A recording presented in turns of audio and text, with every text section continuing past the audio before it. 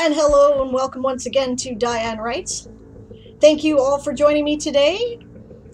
Hi James, you're like an hour early in the chat today, but you're awesome. You're crazy, but you're awesome. I appreciate it. Bonjour Amelie. Hi Daz, hi Kayetan. Yeah, I think that's it who said anything so far. People are going to get confused because I'm actually like on time today. It's amazing. All right, we have a showcase. Excellent. I see it. I'll put it up so that it's ready to go. Let me know if the music's too loud, gang. I'm using a track I haven't used in a while today. Yeah, so today I'm going to be working on some bonus editing. And I call it bonus editing because I actually got my chapter done for my patrons for the week already. Because I rethought how I was starting my my first novel, right? It's something I've been struggling in the series, right? It's something I've been struggling with for a while because I realized that it's kind of a slow burn at the start. And this doesn't, like, it's harder to sell these days. Hi, Barbarossa. Good to see you. How are you? How is everyone today? Right, so I've been thinking about that for a while, and I've been really unsure about it. I tried cutting out a bunch of stuff because there's a big backstory that happens, and normally they say cut the backstory. But the problem is you actually, I got an edit done, right? And the guy said, I don't understand what motivates your characters, etc., etc. And I realized, okay, I need the backstory so that you understand what the hell is going on, right? And why the characters are doing what they're doing, right? Because otherwise it doesn't make a lot of sense. So I need the slow burn. It's a bit like a Game of Thrones in that it kind of starts with the characters as children and then, catches them up a little bit to when they're adults, and it has an effect, right? So, but I think I found the solution, and it's a flash forward, right? But it's a flash forward that doesn't catch up with the character until not in that book, right? Like it's a later book in the series. Hopefully it keeps you reading, right? So I'm trying it out. If you're one of my patrons, that post should be appearing right about now, right? So take a look at it for me. Tell me what you think. I'm going to have a poll tomorrow about it, right? And, let me know, right? Like, I've got a couple of different options. There's a couple of lines at the end of the chapter I could cut, right? Because they're kind of a spoiler, but they're also intended to be a teaser to keep you reading. And I thought it could be kind of, take some teeth out of it a little bit because you figure out that, the protagonist survives until that scene catches up to them. But then I thought, well, readers are smart. There's 5 books intended for the series. They'll figure that out anyway. So, yeah. I tried the sprinkle in the past here and there approach, Daz, and it did not work. It just did not work, right? You kind of really need to be immersed in the moment and have the feels, right? So, but I like this. It feels like it's the right thing to do for the book. And, I don't know, you guys tell me. Right? Remember that some of you still have, accounts that you've won in raffle, right? If you haven't checked it out on World Anvil in a while, I'll put the link so that, because this chapter I am keeping secret to the people who are in the subscriber groups for the moment. I may add it to the publicly available chapters, but I have not decided yet that I want to do that for sure. At the very least, I thought it'd be fair to give the patrons the first look, right? That's kind of what they signed up for. So, you made goulash and garlic bread, Barbarossa. Awesome. That sounds great. Okay, I'm going to catch up on the chat a bit here.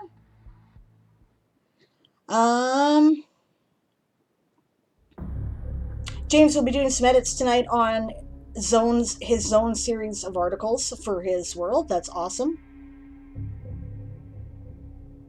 That's absolutely yes, Kayetan. That's totally fine.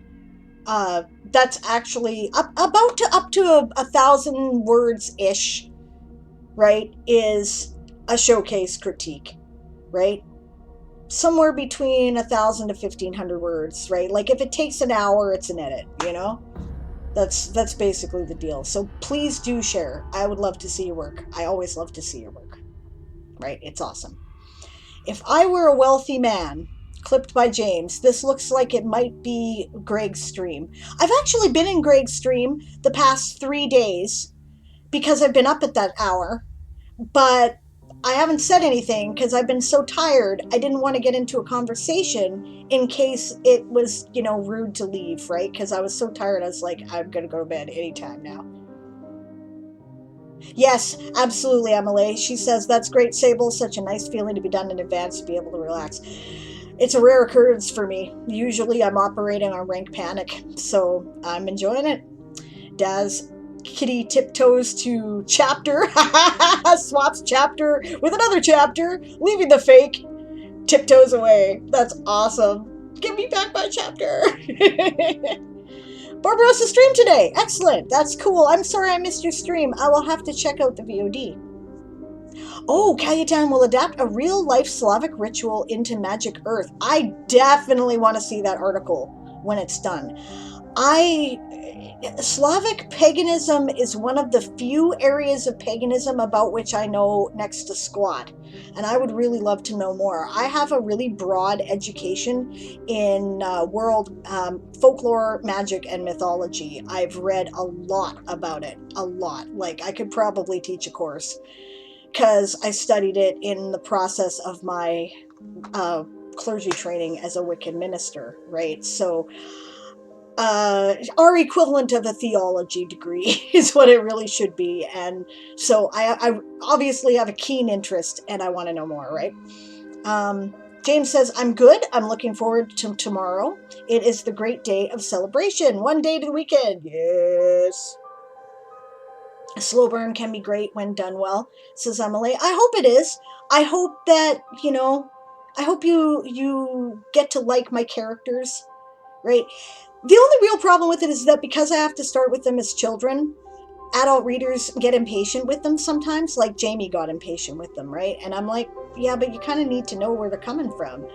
So I've been fighting with this. It's one of the things that's held back publication of the book. So, all right. Okay. Let's see. Barbarossa says, I need to build up some points to show off my first D&D city. Awesome. Yeah, well, just don't spend your points as soon as you get them. On posture checks and not that I don't appreciate those, but, save them for you sometimes, right? Or, run the stream in the background and ignore it if you want, right? I don't mind lurkers. It's totally fine. Emily says, I'm also always late with my schedule, whatever I do, because of the way I plan my deadline to motivate myself to do stuff. Yeah. I do get stuff done thanks to that, but it's super stressful. Okay. Cayutan says the ritual is Forefathers' Eve, also known as Siadi. Tell me how to pronounce that right. Oh, author Brian is here. A Google Doc of a short piece called The Innocent Cipher. Okay, I'll put that up too. I'll put all these up and make sure they're ready. We now have 3 critiques in the queue, guys, so I think we're going to hold off here at this point and make sure we have time for all of them. I'll need the link there, Brian. Yeah, it would help, for sure. Okay, so a couple announcements before we get started. First announcement is slight change of programming this week. Where? Here or Discord? That depends. If you can send it to me on Discord if you want to just create an anybody can edit link rather than try to, because you probably don't want, or you probably don't want everybody to have access to it, right? So you can send it to me direct on Discord or in, just ping me if you're going to send it in like the writing channel on my Discord server, whatever you want to do. Whatever you want to do is fine. G? Is it more like that? G? I don't know how to explain the pronunciation of G. Emily says, I said Polish translation. We can use an internet reader to get that. Yeah, we could, I guess, eh? Excuse me. Okay, so slight programming changes this week. Tomorrow, instead of Diane Actually Writes, we will be doing Ask an Old GM because tomorrow is International GM's Appreciation Day. So it seemed appropriate to be doing the GM show. Okay, got your link, Brian. There we go. I'll put that up. It seems, appropriate to do the GM related show on GM's Day, right? So that's what we're doing. Diane Actually Writes will be replacing the Ask an Old GM slot on Friday. So how that's going to work is that tomorrow at 2 p.m. Pacific, 10 p.m. GMT. Okay, I got your document up here, Brian. We're good to go. Right? That is when Ask an Old GM will be running. And then 1 p.m. PST, 9 p.m. GMT on Friday will be Diane Actually Writes. I was going to do State of the Multiverse tomorrow before the start of Ask an Old GM, but my mom is in the middle of a move from hell, and I will not be able to because I will have to throw out her stuff tomorrow. I have to take a whole bunch of stuff to the dump. Right, so that's just not going to be an option. So I was thinking I would move it to Friday, but I'm not really sure what time. Let me have a look here at the calendar and see if I can find a way to throw it in that is not too disruptive to people. Yeah. Oh, good. Okay, yes, I can do it on Friday. I will do it at noon on Friday. So noon Friday. PST, which is 8 p.m. GMT, we will be doing State of the Multiverse. I hope that's okay, and there will be an announcement in the Discord as well, just to make sure that it's all very clear. So, thanks for your patience with all the changes, guys. Saturday is my birthday. So, on the Saturday stream, 2 p.m. Pacific, 10 p.m. GMT, we are going to be doing a Hobbit birthday celebration. We're going to have a bunch of raffles. We want to give stuff away to you. So be there and get some stuff. It'll be fun. It's going to be mostly ebooks, guys. It's always ebooks because, you know why? Because they're easy to ship. That's why. But there may be an actual print book involved too. We'll have to see. So, yes. Ooh, birthday. Yes, birthday. Speaking of birthday, I wanted to show you guys. Check this out. Aaron got me a dice cup, and it got me brass metal dice. Look at this. It's Egyptian stuff. Like, it implies hieroglyphics. I mean, it's not, you'd be hard-pressed to decide which period of Egyptian history this represents if you were being, historically accurate, but I don't care. It looks like Egyptian stuff. It's cool, right? And then check these out. Brass dice.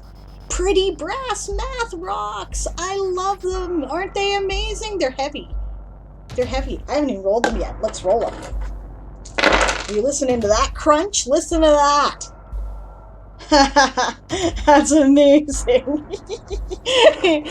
My hubby loves me. I just wanted to share that with you because I don't celebrate his awesome enough, I was thinking that because I'm putting together a post for the ASC for tomorrow to highlight our gaming streamers for GM's Day. One of our press releases, right? And, I realized that I had undersold him in the description of what he streams. And I do that because I don't want people... Oh, Amelie sent me a link. I don't want people to, I don't want people to accuse me of nepotism, I guess. But really, he's awesome, and he deserves to be acknowledged for how awesome he is. And I want you guys to know that he is amazing. Okay. Aw, that's amazing. Okay, I'll show you guys this. This is good. This is great. What Emily just sent me. Anyway, I'm going to also quickly catch up on the chat here. Oh, I'm good. I'm not that far behind. Good stuff.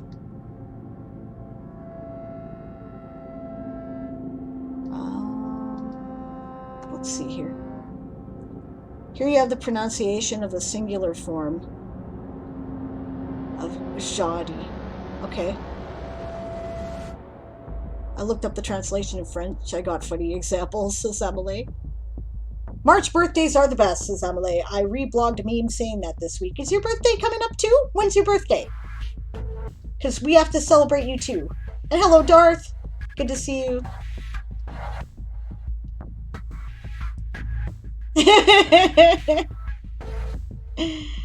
Can we sing the Game of Thrones, Game of Tomes theme on your birthday? Why the hell not? Sure, let's do it. It'll be fun. Yeah, my birthday's in 3 weeks, which is why I had that meme ready, says Emily. The 26th. Okay, so help me remember that, guys, because I'm terrible at remembering numbers. And Emily, please remind me again. Please, because, we have to celebrate you, because that's, that's fun. Those are the kind that can break windows, says Brian. Yes. Yeah, and oh, what a pretty sound when they roll. I thought that too, actually. I was like, oh, that really does sound lovely, doesn't it? That was the sound of brass dice, pretty brass math rocks rolling on an oak desk, is what that was. So, thanks for you're the best, Sable. There, guys, you're great. My parents are buying me the medieval cooking course because it's the same week, says Emily. That's amazing. Oh, God. Darth says, we have 3 kid birthdays this month. My daughter, right, is, her birthday is the 25th. So I should remember the 26th. I should be pretty good with that. Yeah. And, okay, November's like that for me, though, right? I got, Steve, our family by choice, his birthday's on the 21st, right? My son's birthday is on the 18th. My father's birthday is on the 17th. Yeah, it's a busy month. Busy month. Yeah. Emily says, I also have my brothers and my cousins coming at the end of the month, and that cousin is expecting a baby the day of my birthday. Won't that be sweet?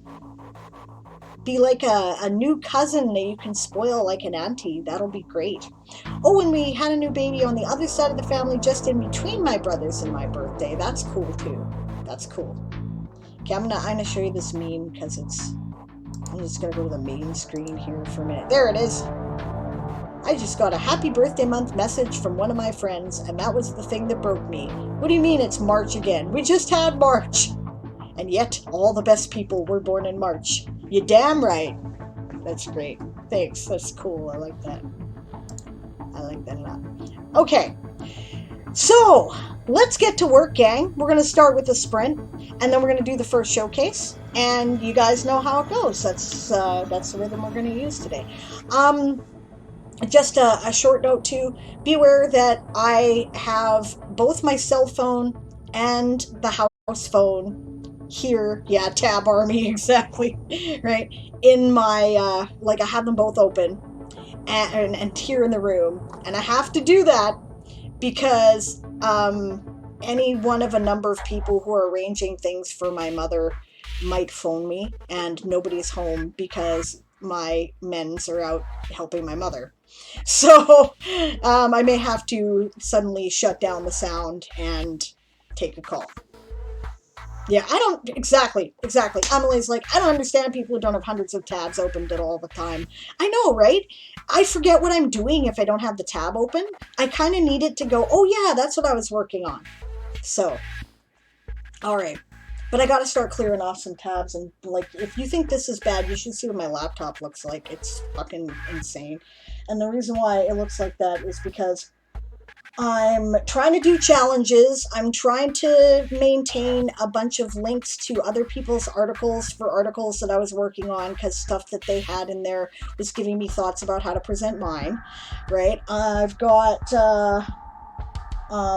Twitch and YouTube open all the time, because basically if I don't archive a Twitch video to YouTube every time I think about it, then I lose them because they disappear too fast, because we just broadcast too much, I guess, right? I got my Google Calendar open. I have a bunch of stuff open for my research on military ranks that I'm still working on, and then I started conlanging my Elvish, so I got all those links open. It's a shit show. It's just a shit show. And plus, I've got this article I'm working on today for the ASC. It's on and on. Oh, and I'm excited. I finally finished my first article for the Codex yesterday. So, when the article on how to use your RSS feed goes up, that was done by me. So, see, this is it, right? And why bother closing one tab if it's just to reopen it 5 minutes later? Exactly. Exactly. Thanks there, Brian. That's great. Brian says tabs are like Facebook friends. You only have them because you have to remember them even if you never look at them again. It's already up. Great. Perfect. That's cool because I finished it last night. So that's awesome. At like stupid o'clock. Hello, Hello, Shadow Malachi. It is good to see you again. We are about to start the first sprint here. Emily says, I have Tumblr, the newspaper, YouTube Music, World Anvil. I have like 17 World Anvil things open. For the Words, AO3, oh, that's a good one. Scribble 3 dictionaries, Thesaurus, Artbreeder, NaNoWriMo, and all of them on several pages. Spirit Animal Twins, Wonder Twin Powers. It's great. Okay, so we're going to get to work. You guys ready? Let us begin. We'll go to there.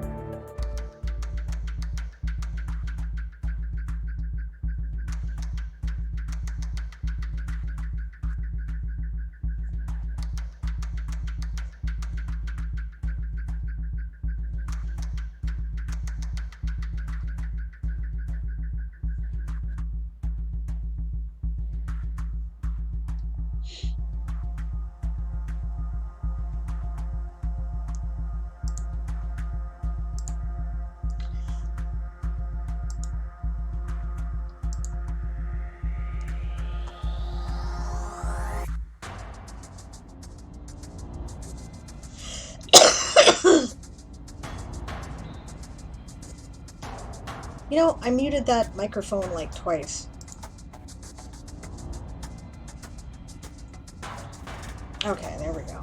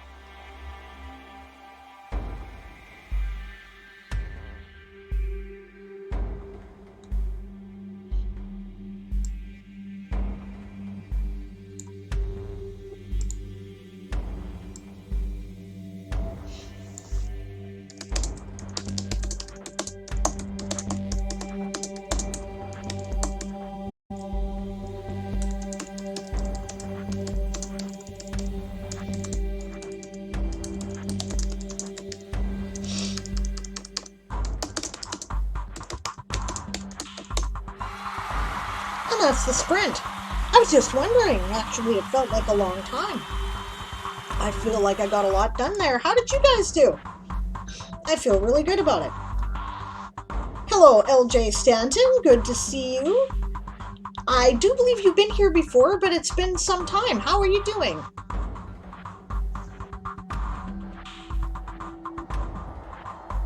Is this dress? No, okay, it's just my system. Fine.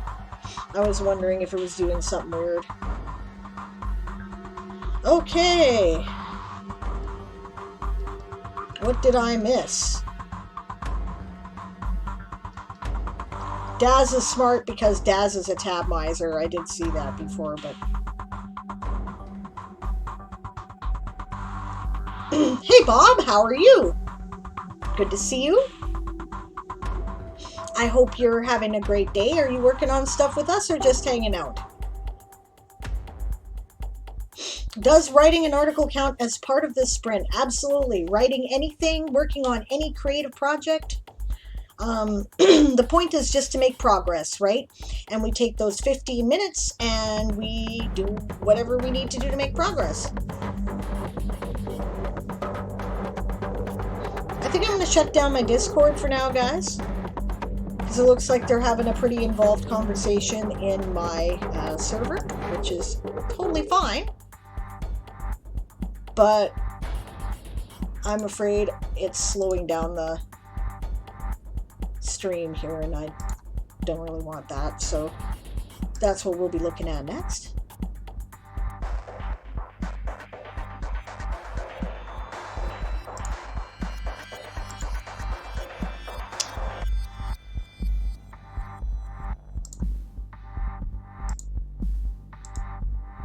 There we go. That's the end of that for now. Dad said a sprint is you being busy at something. Yeah, whatever it is. Getting a drink, getting, getting some food, taking a nap. Whatever you need to do to be productive. Chores, art, writing. Hello, Natalia. Good to see you.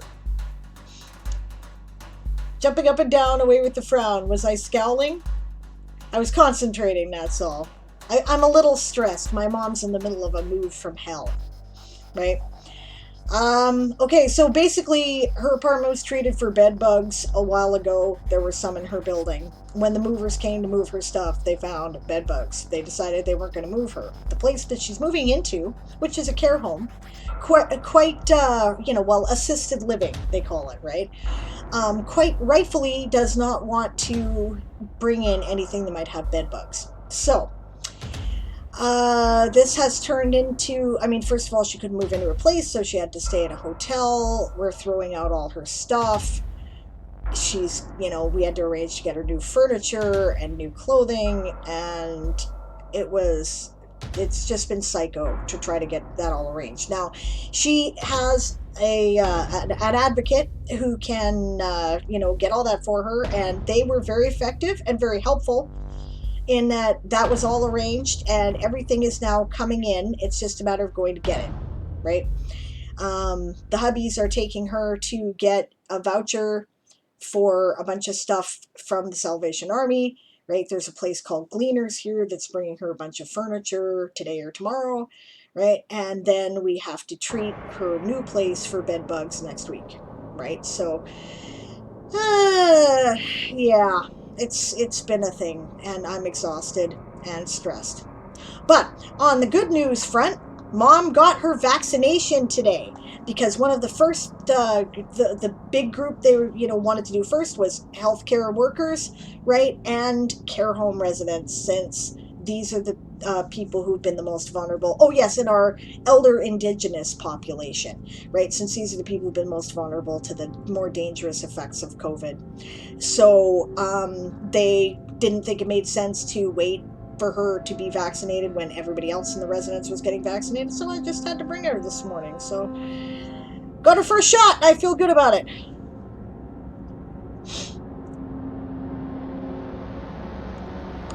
Malachi did not get much done. Kept changing articles. I've done that. Apparently 14 words has something to do with white supremacist thing, James. News to me too. but James is working on number 14 of his zone articles. Since this is back to work, by the way, those of you who are doing sprints, that is the, sorry, other way, that is the dragon of productivity, demanding sacrifice. I will be using the sprint to do a showcase, so I'm just gonna briefly finish catching up on the chat. Important stuff here. Daz wrote some words, awesome. Brian is doing the Scrivener tutorial, also awesome. Emily is making progress on a new article about courtship rituals, and she's happy with how she formulated some of the sentences. She's working at herself. That's great. LJ says, I'm doing well. My lunch break coincided with your stream, so I figured to come hang out and edit my draft. Awesome. You're in the right place. Glad to have you. Yeah, Malachi says, like, I was writing one article, but then lost the motivation and went to the next one. Totally been there. Totally been there. I'm glad that the Scrivener tutorial is excellent. Bob is hanging out right now, but got his village with unique thing prompt done earlier. Excellent. That's great. Good job.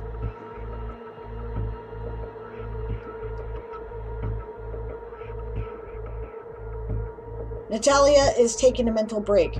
Awesome. Good for you for enforcing your mental break on yourself.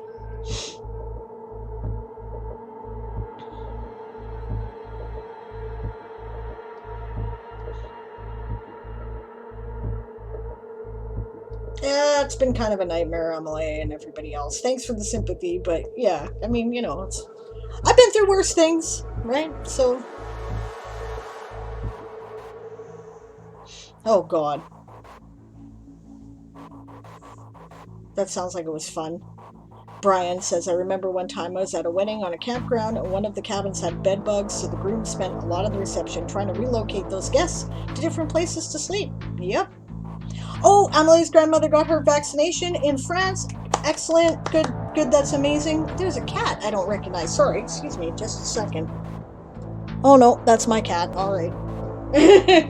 There's a missing cat poster, so I was just checking to see in the neighborhood, and I was just checking to see if that was a kitty.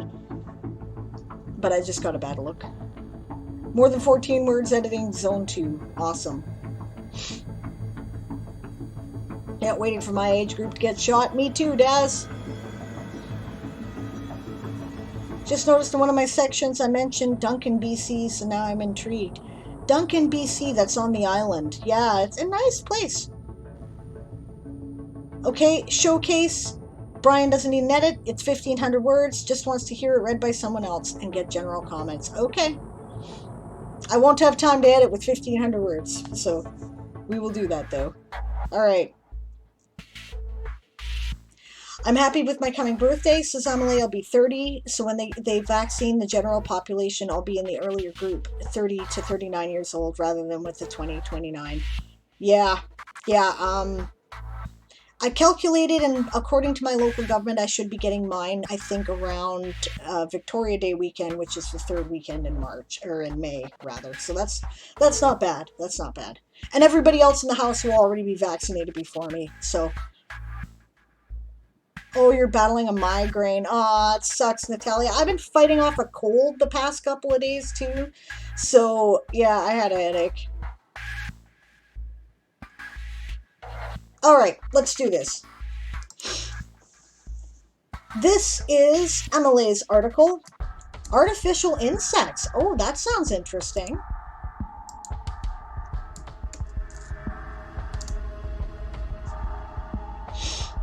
Our government is doing something a little controversial, actually, Emily, right? Because she says, oh, in the UK, they plan general population between May and autumn.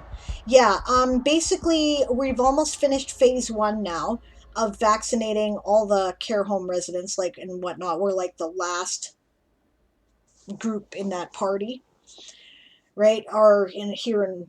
for some reason, but fine. And now they're starting general population over 80 and Indigenous adults over 65.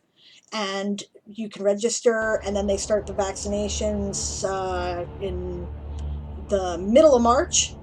and then they're going down 5 years basically each week after that, which is how I was able to calculate, right? Like the next week it'll be the 75 and older, and the next week it'll be the 70 and older, and so on, right? And if you've already been, cleared to get a vaccine, if you missed the first round, you can still get it at any time, right? But they're drawing it out because there hasn't been any COVID cases among people in the general population who have gotten their first vaccine. They are extending the limit of when you get your booster to up to 4 weeks instead of up to 2, which is, that is pushing it a bit. But I love it because A, it doubles the effective initial protection for everybody, right? It makes everybody get at least their first shot faster, so everyone's got at least some resistance. And secondly, people be more careful about masks longer, which is good. So, all right, I'm going to stop talking about vaccines for a moment. I'll get back to it, but we'll do amylase, artificial insects. I like your choice of... I'm using these icons now too, god damn it. I saw what it looked like when I did all my categories, and now I'm doing all my articles, for fuck's sakes. I did not need to make more work for myself, but I can't help it because it looks so cool. Okay. Item. A craft. Craft is the technical name for a magical artifact. Cool. That once activated allows for the materialization of giant insects who consume magic. Ooh, that's not good.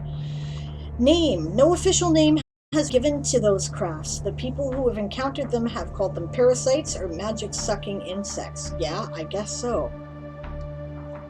Magical locust swarm. Eee. History. No one knows who created those crafts or to which faction that person belongs. The crafts came to the attention of the general population of the Empire when thousands of those insects suddenly appeared in the southern estates, the independent states that make up the Federal Empire. Okay. The fact that both light and dark estates, light and dark factions, two magical political coalitions. Yeah, I remember we touched on that before. The fact that both light and dark estates were targeted is peculiar and of great interest, as it suggests that another player is getting involved in a conflict between the two factions. Oh. Description. The crafts themselves usually take the form of a piece of jewelry. That's why we have that, okay? The icon, that's great. Although different kinds have been reported, including a bracelet and some pendants. As many other crafts, such as location pentagrams, new article, small pieces of jewelry stacked together to form the final design, used by mages to assist them in a type of magical transportation where they're projected through the air and travel so quickly that they seem to disappear from where they are to instantly reappear in another place. Neat. Technically, by the way, a pentagram is a very specific thing, which okay, let me see here. Where is my... Here, I'll show you.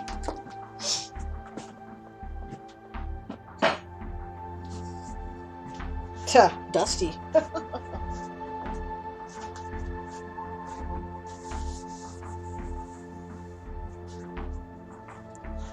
Okay, so that's a pentagram. Well, actually, it's a pentacle, right? Specifically, because the 5-pointed star, that's the pentagram. 5 gram, right? 5 points, right? Penta, 5 gram. I think it means picture, right? You'd probably know better than me, though, because I think it came from, I don't know, I thought it came from Latin, but, therefore French would know it better than English.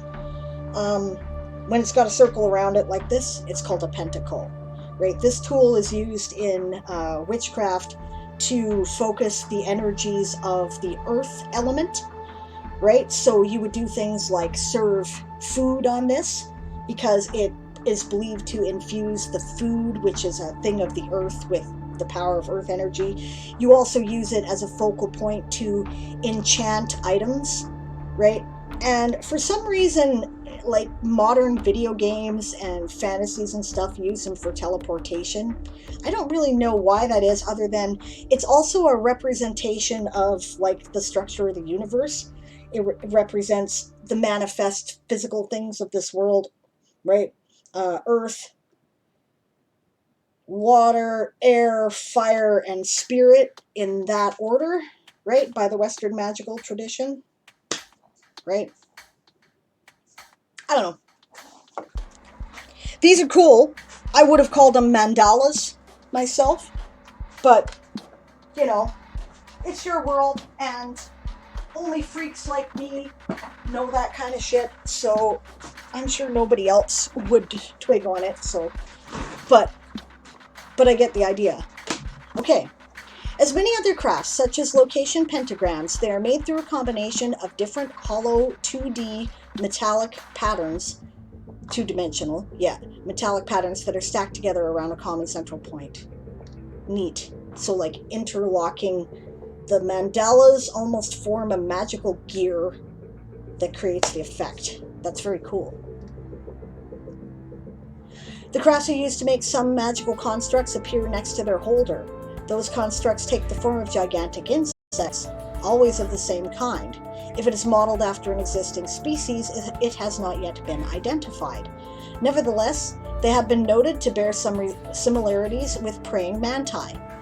They're all, I think it's praying, yeah, manti. I think you just take the, I don't remember, but either you take off the S, right, or it would be mantises. It might be mantises, in which case you'd add an ES. Because this is a plural here, they have been noted to bear, right? They're almost the length, and you're talking about, oh, yeah, and I think that, you know, you're using they to imply a plural in this case, right? Okay, they're almost the length of a tall man, and their mandibles are longer than, I would add, an adult human arm. Because we're in a magical world, we don't know for sure that humans are the dominant species, right? And I assume it's adults, right? Once hurt, they release a green substance, potentially an equivalent to the hemolymph of real insects. Yeah, they're basically their blood. While they are not directly targeting humans, they can be violent once attacked. Their preferred targets are magical crafts, raw material used in the fabrication of crafts, such as, for example, crafting logs and wool, and plants soaked in the magic of the land, example, fruit trees and trees whose wood will be used as raw materials. Need nest there. The insects eat those objects and consume the magic inside of them. To the few individuals of the Empire with some degree of magic sensitivity, the insects ooze an aura of wrongness. Nice. Wrongness was the only way she could describe it. Like the buzzing sound of an insect in the background, you instantly feel crawling all over you. A profound instinct warning you of something disgusting, potentially out for your blood, carrying all kinds of diseases. Lady Annabelle Allison. That's beautiful. What a lovely picture. I see how you made the alteration. That's well done. One of the crafts used to invoke parasitic insects by Amelie, with images from Pixabay and Vexy. Usage. The information presented here is conjecture. You don't need the S. Based on similar crafts, as none of the parasite crafts, it would either be parasite crafts are, or, yeah, actually it would be, there is no either or here, actually. It's parasite crafts are freely available for study. The parasite crafts are dormant until they are activated by their owners pushing their magic inside of them. An insect will then take a few seconds to form next to the mages, next to a mage. We have one thing and we need one thing. Unless the insect can translocate and be in several places at once, it can only be the one mage at a time, right? And form next to the mage, at first appearing as a shimmering shadow suspended in the air.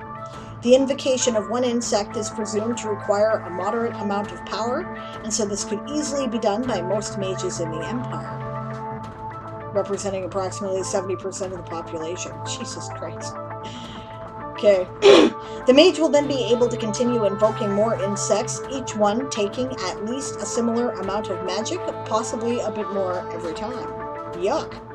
Thus, it is not inconceivable. What? Wait. It is not inconceivable, perhaps, right?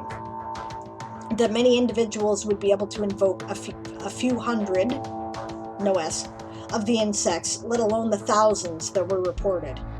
The current theory is that rituals were performed, or are performed perhaps. Yeah, everything else is in present tense, so I would use present tense there. The current theory is that rituals are performed by several individuals, and that's the squint for those of you squinting, to enhance the capabilities of the crafts. The crafts themselves would be used by one person as anchors to control the creatures. Just checking how much longer the article is here. Okay, so there's still a little bit to go, so I'm going to resume it after the break. How did you guys do, those of you who were sprinting? And you didn't see the pentagram. Okay, just a sec. I'm sorry to hear that Poland is very disorganized about the vaccine.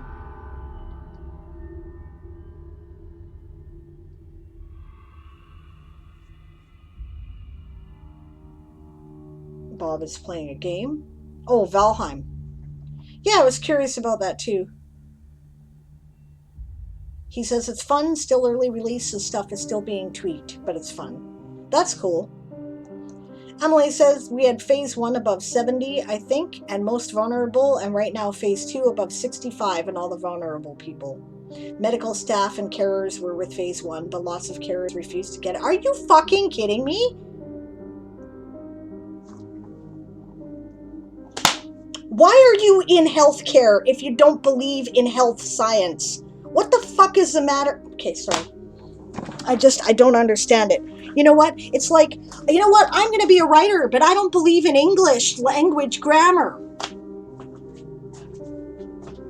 Then get a new job.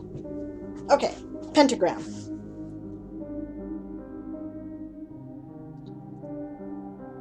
Five points. Right? And then pentacle when it has a circle around it.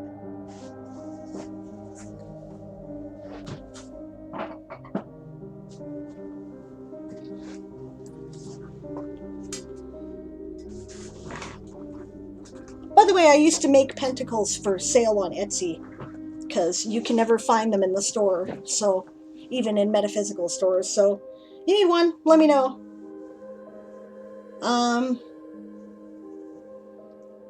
Yeah. Emily says they also push the second dose to later, as yes, it's better if more people get one dose than a few numbers get both. I agree with you. I feel that way too. I understand it's controversial. A lot of people are upset about it, and I don't give a shit, right? I would rather the protection were shared more broadly, even if it's only a little bit of protection, than, you know, only have a couple of people actually protected and other people not protected at all, right? So, and the truth is, anything we do with these vaccines are experiments at this point, right? I mean, every other vaccine that's in use has years and years of study, and we fast-tracked all this. We don't have years of study.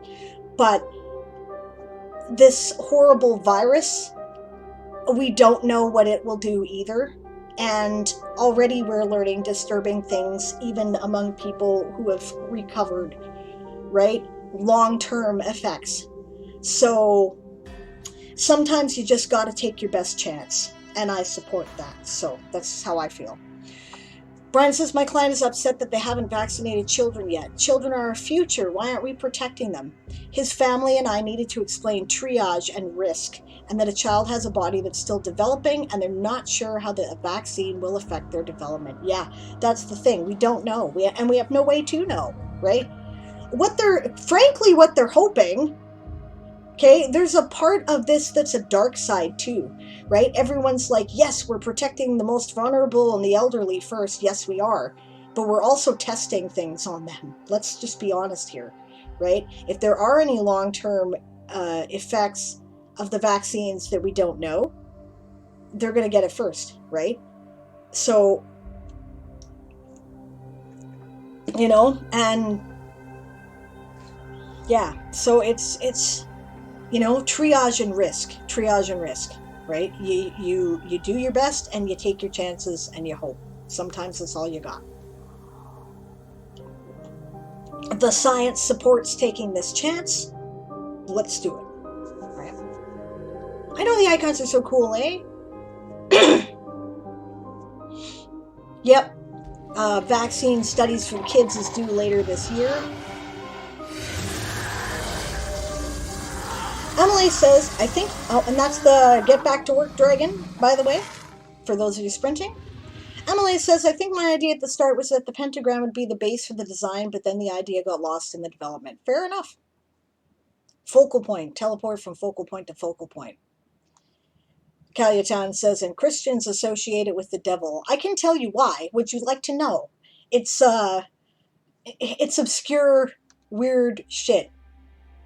Right? It's also just tropey for us laymen who don't do the wickedness, says Brian. Yeah, and Brian also says only if it's upside down is it associated with the devil with the V at the top. Not exactly true, but sort of. And I can tell you why that is too, actually. And Calyatan is right, and that's the point I was going to make about that, right? I doubt the average Christian knows the difference. Nope, they don't. Trust me, I can tell you, they don't. Okay, checking the plural of mantis. Calyatan says it's mantis or mantises. Okay. And get this, says James, praying mantids is also acceptable, but only for a distinct species, the most common one. That's bizarre. Thanks, James. That was helpful. Okay. How far ahead did we get here?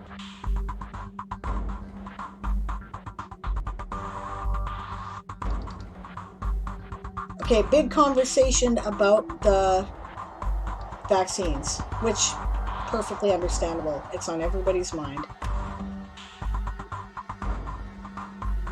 James said, did not write. The article was far too interesting.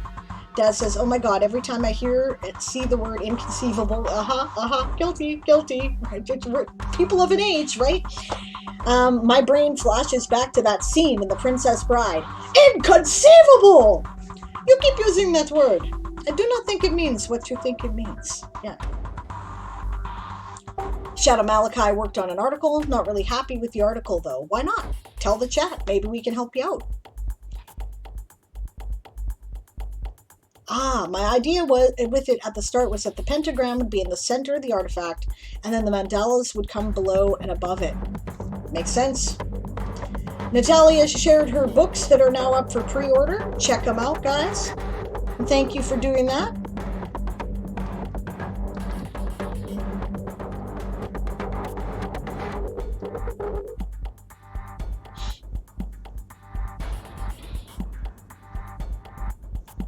All right, let's continue with the showcase.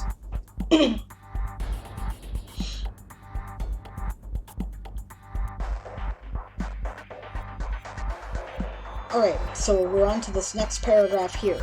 It is felt that the crafts allow some degree of control on the insects invoked, since some of them have been used for self-defense. However, how much control is possible, especially when one craft is linked to more than one insect, is unknown. It is also unknown how long the insects can stay in a physical form after their invocation, and whether this requires a continuous magical cost.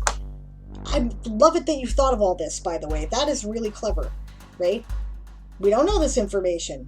We wonder. Yep. However, if there are any costs, they are probably offset by the amount of magic the insects consume. Yeah, I can see how that can become a self-fueling spell. Did you make this picture, Amelie? Insect Eating Crafts and Trees by Amelie with images from Pixabay. Yes, you did. I have need for giant bug pictures. I have a species called the mantis folk, right, that exist in my Weird West world. They look sort of like a cross between a praying mantis and a grasshopper, and they're, human size or bigger. And they're sentient. The insects have been used as a personal weapon for self-defense, but this does not have, is the form of the verb you want there. A great value for mages with any real battle skills. The interest of the craft lies in their number and their ability to consume magic, as these transform them into a sweeping horde that can be released on enemy estates where they will devastate resources. To be honest, since you already mentioned that they've been used for self-defense in another paragraph, I don't think that paragraph adds anything new, and I don't think you need it. I think you've said every one of those things elsewhere, right? And I'm a big believer, and except for transformed into a sweeping horde. But we have an imagination, and we figured that out because, it's not inconceivable that many individuals would be able to invoke a few hundred of the insects, let alone the thousands that were reported. Yeah, we can figure out that this could be a devastating army of magical destructiveness and terror. So I just don't think there's anything new in that paragraph that's needed. Strengths and weaknesses. The magic of the insects is focused in their mandibles and bellies, so as to help in cutting and digesting the magical items and digesting the magical items they are ingesting. Okay. This picture was very helpful because I wasn't really picturing how they were eating magic, but they have to actually eat the magic stuff that they're draining magic from, is what you're saying, which is cool. Okay, a very strong field of magic is also distributed on the surface of their carapace in a uniform layer. Yeah, okay, that works. Thanks to this, they are protected against attacks from magicless weapons and individuals. A weakness point in their armor is the juncture at the neck between the scales of their carapace. You just need weak point. You don't need weakness there. But yeah, I get it. Okay. Killing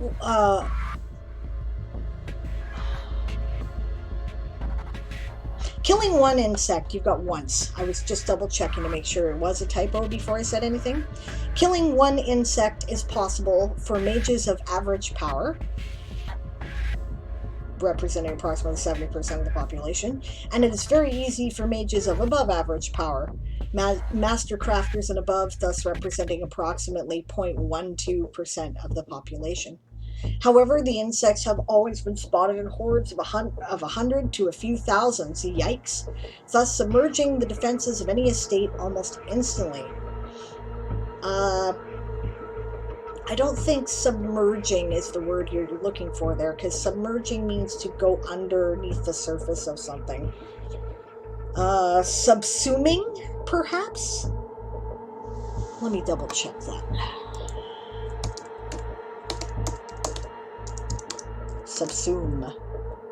Include or absorb something in something else. And since they're digesting magic, yeah, I think it's subsume that you want. So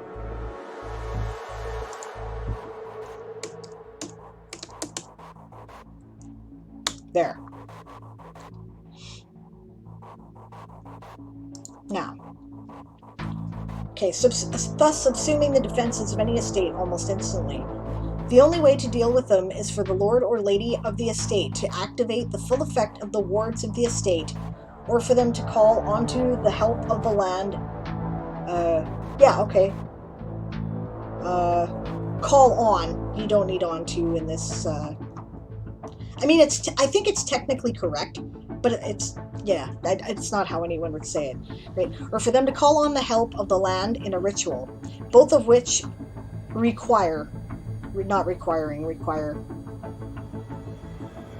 be the right tense there. Require, no. Let me see. I'm wrong. Or for them to call on the help of the land in a ritual. No, I'm right. Okay, both of which require an enormous amount of magic. Okay. The light, comma, having come to disapprove of rituals in recent decades. Oh, no, you're right. I'm wrong. The light, having come to disapprove of rituals in recent decades, it's an awkward sentence. Their lords and ladies have also attempted to push the insects back through rigorously coordinated maneuvers of their full army. but that tactic has encountered limited success.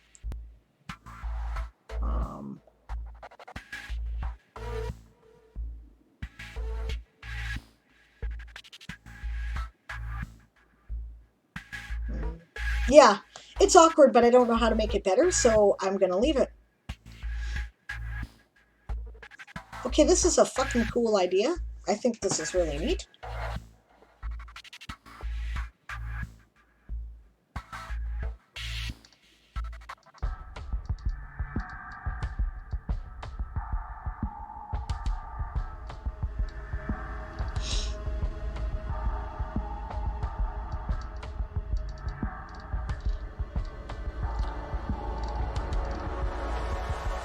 I might have called this mage locusts or something like that, because the way you're describing them, they're like a swarm of locusts, even though they're, you know, praying mantises rather, or manties, praying manties that, you know, go forth and like trash everything, right? So that's what I might have personally called them. But I really like the concept. I think this is very cool, and I love your graphic alteration art. You do what I try to do with some of the graphic alteration shit that I'm doing to make art for these articles, only you're better at it than I am, which is really kind of cool. And I love these, and I really kind of get the picture of how they all kind of interlock. And then it's like, it's like, you know, turning the tumblers in a lock on a safe to get to the right, you know, or dialing the Stargate, you know, to get the right address. That's really neat. I like that a lot. Of course, that's another item, but these are great. I wonder who's sending them, and I wonder what happens to them when they're done eating everything. And here's a question that hasn't been fully answered. Do they eat the mages themselves? Ooh. We have 3 minutes left to the sprint, so I'm gonna scroll down to conversation about the article.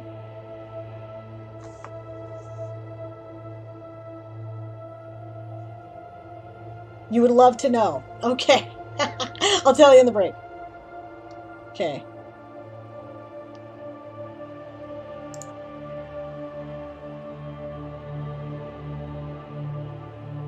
Okay, no, you know what? I will tell you now. I got 3 minutes, and it's relating to the article, so I'll tell you. Okay, so, pentagrams are an ancient symbol, obviously, and they entered the Western magical tradition through Pythagoras, who you all remember because you studied stuff that was named after him in math class. But what they don't tell you in math class is that these were considered occult secrets. They had a cult of Pythagoras, and they were studying geometry as kind of a way to unlock the secrets of the universe, which isn't far off when you consider physics, really. So, but that led to a whole bunch of stuff like that. Anyway, you guys have heard of the Templars, right? And at one point, the Templars were finally brought down because they were accused of satanic worship and witchcraft. That is why we have the unlucky number 13, because it was Friday the 13th that they were executed, right? So that's why Aaron makes the joke all the time that Friday the 13th is only unlucky if you're a Templar, right? Okay, so bring my pentagram back. I'm going to show you my pentacle.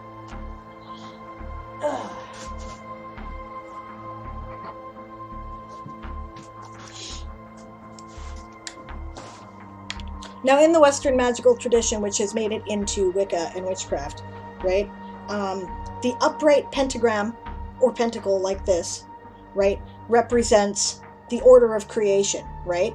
It represents the spiritual, get the right thing, the spiritual being on top of all the physical elements, right, and lending its energy into the physical. When you reverse it, it represents the material holding sway over the physical. And it was used as the symbol among certain groups, not all of them being satanic, but some of them were, right? They were rebelling against the Christianity that was the big, like, there's always been people who didn't want to be Christians and were forced to, right? And some of them deliberately reversed the symbols of Christianity as kind of a sign of defiance. And this was one of the things that it was viewed like that for.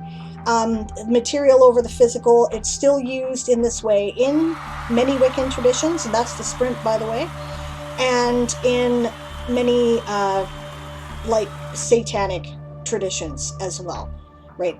Because, like, and you might think, well, isn't it bad to have the material over the spiritual? Well, that's what we've been taught, but I mean, you gotta eat, right? And the hierarchy of survival, you know, the hierarchy of needs, if you're not taking care of your basic survival, you don't have time to meditate, you know what I mean? Right? So this is considered the symbol of the second degree in witchcraft, which is the level, there's 3 degrees, and it's the level at which you kind of get your real life shit together so that you can progress to a more spiritual understanding of things, right? So, right? But it also was used to represent the head of Baphomet, which we don't really, because when you look at it, right, there's the pointy chin and there's the horns, right? And we don't really know what Baphomet meant to the Templars, but there was indeed a group that was seemingly using it in kind of what the Christians would consider an idolatrous way. I don't have anything against idolatry. I'm a pagan. I have statues of my gods all over the place. So, you know, no judgment here. But, yeah. So that's the connection, right? That's, people associated it with witchcraft and Satanism because this particular group of Templars were apparently using it in that way, right? So, yeah, anyway, but it's a lot older than that.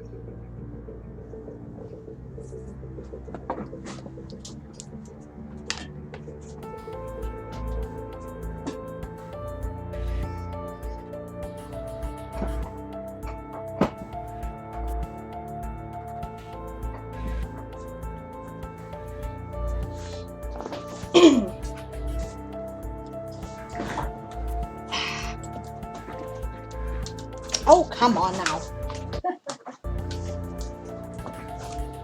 There's your magical folklore lesson for the day.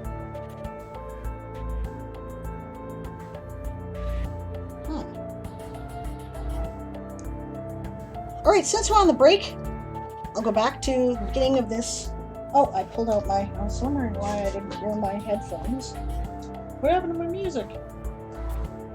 Headphones. Okay.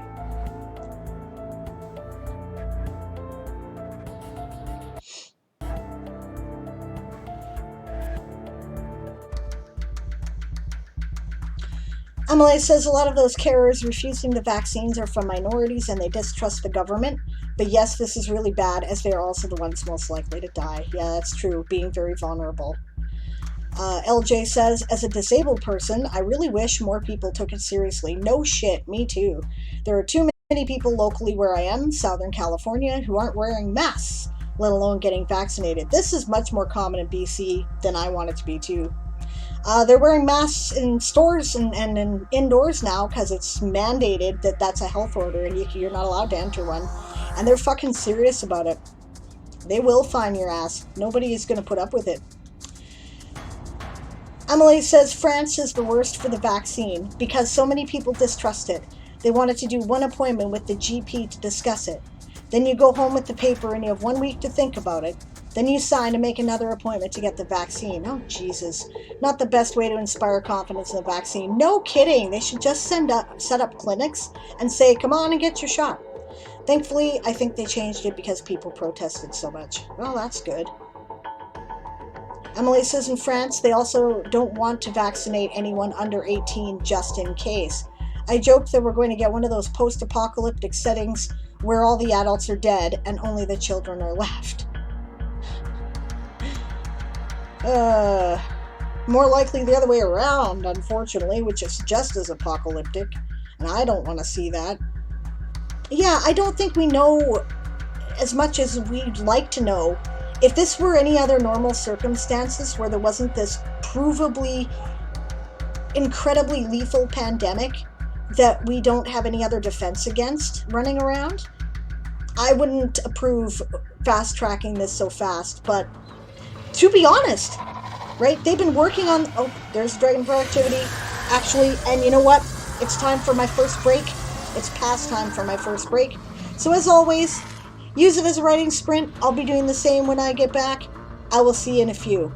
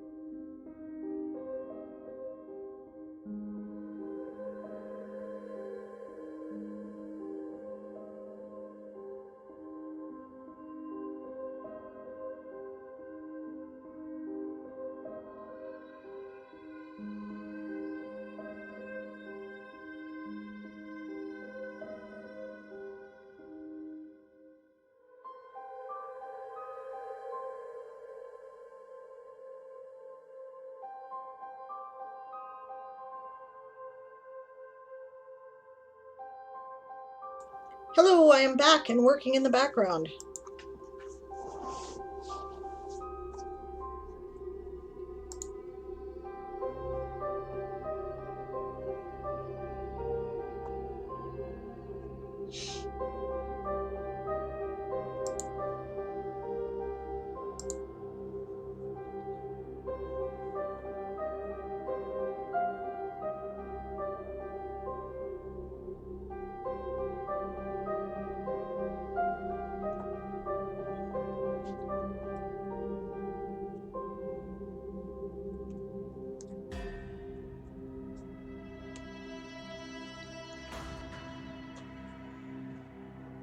One moment, I hear the guys are back. I'd just like to check on them, so keep progressing in your progress.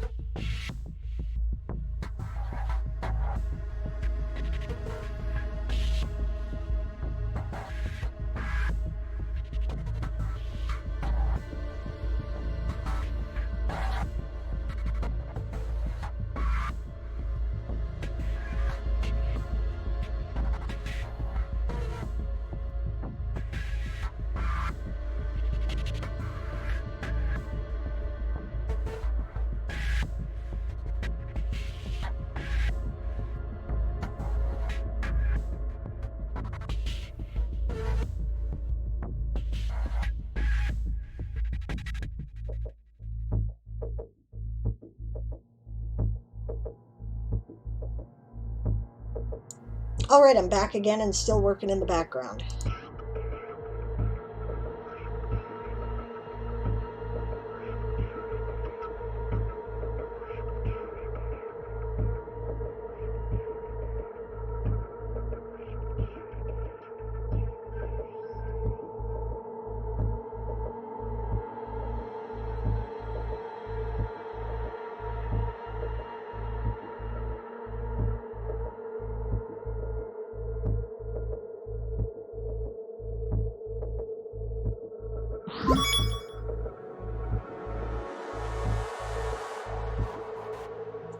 Hello, Time Pool! Thank you for the raid and welcome. We're kind of at the end of a break sprint at the moment. I'll be chatting again in 1 minute. How is your stream?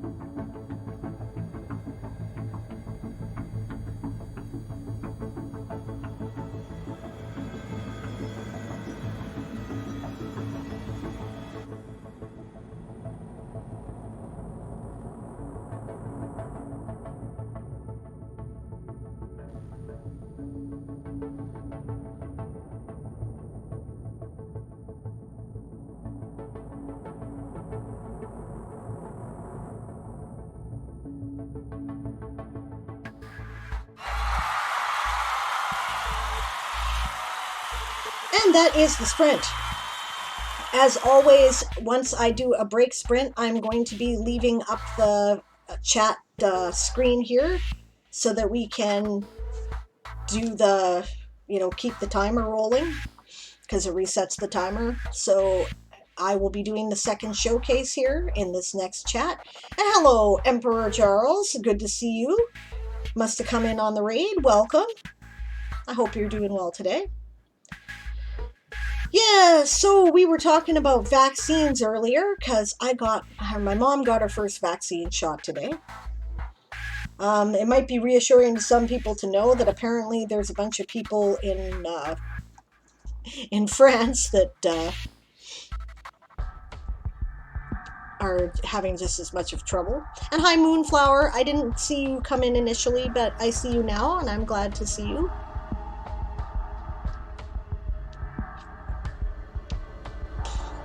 Moonflower imagines a plague of locusts the size of people descending on a nation and wreaking havoc. Yeah, exactly. That was exactly what Emily had in mind. Oh, hello, Mar. Good to see you. Welcome. Yeah, Daz says, ooh, I could see a mantis snatching up a mage and eating their magic. Help, I've been plundered by a bug. Yep.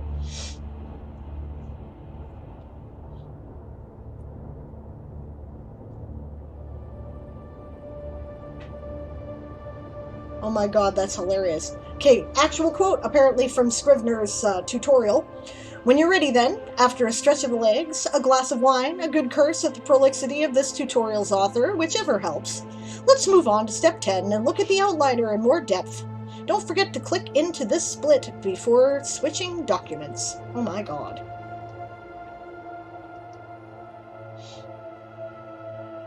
Emily says I use paint for her art, erasing stuff with her mouse. Wouldn't advise it on anyone. Yeah, I've done that.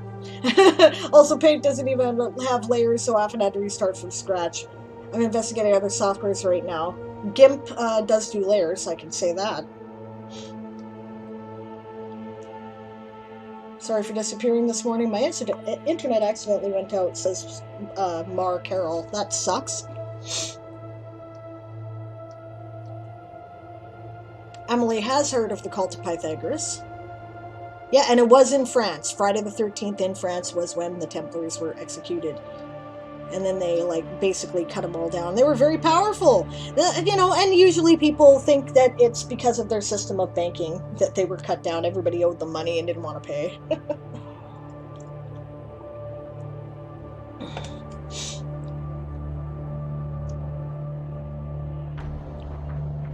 Or, as Amelie put it, the Templars were brought down because they accumulated way too much money and it had become useless after the fall of the Christian states in Turkey, and our king of the time was very, very clever. Yes, he was. From a perspective of a head of state dealing with a competing power that has all that kind of wealth, finding a way to bring them down is generally a good idea.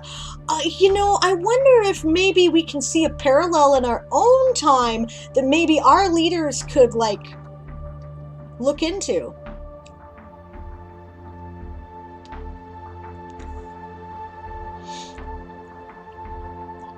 And hello, Author Goddess. Yes, I was giving a history of witching lesson.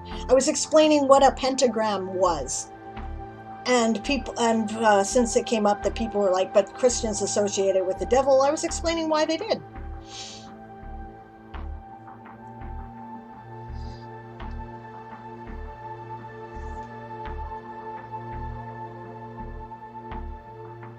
I don't think you missed anything too important, Amelie. I was on break. People who scream about the vaccine have seen V for Vendetta one too many times. I agree with you. Yeah, Texas. Don't get me started on Texas. Okay? I can't imagine people can really be that stupid. I really don't think they can. I'm honestly starting to think, oh shit, the vaccine's coming out. We, the leaders of Texas, who are all deep in pockets to all these corporations and oil companies, and personally enriching ourselves, better take out as many of the sick and poor as we possibly can before we actually have to start, like, giving them benefits or something. I really am wondering if that's it. Oh, I almost missed the... Alright, that's the dragon. I need to switch to the other screen. One moment.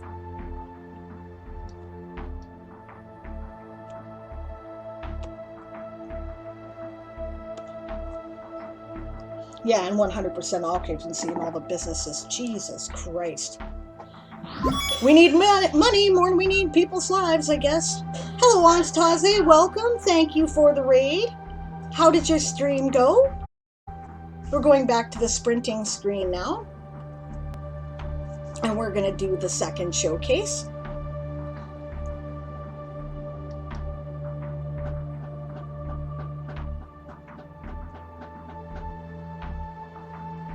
Yep, Author Goddess says, I will continue having things delivered and sneaking out to do laundry in the middle of the night. I totally would too. Alright, second showcase, Dog Folk. This is Kayetan's article. I am sharing the link in the chat.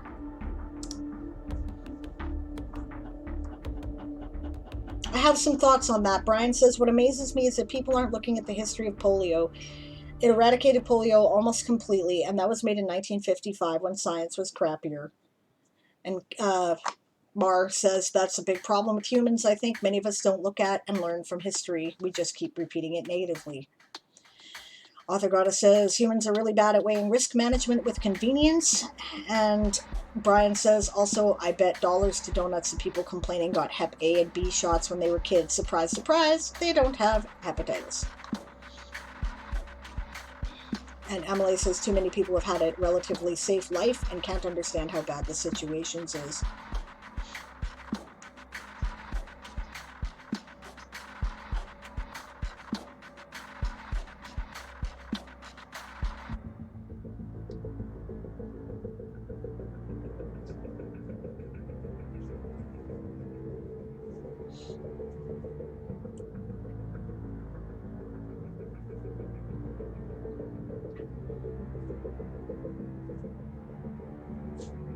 All right. Dog folk. Calutan's article. Koira are a humanoid canine species from the continent of Effin. They are the youngest species in Effenia. By most of the other species, they are called dog folk because of their similarity to dogs. Aren't they cute? Looks like werewolf puppy. Awesome. Okay.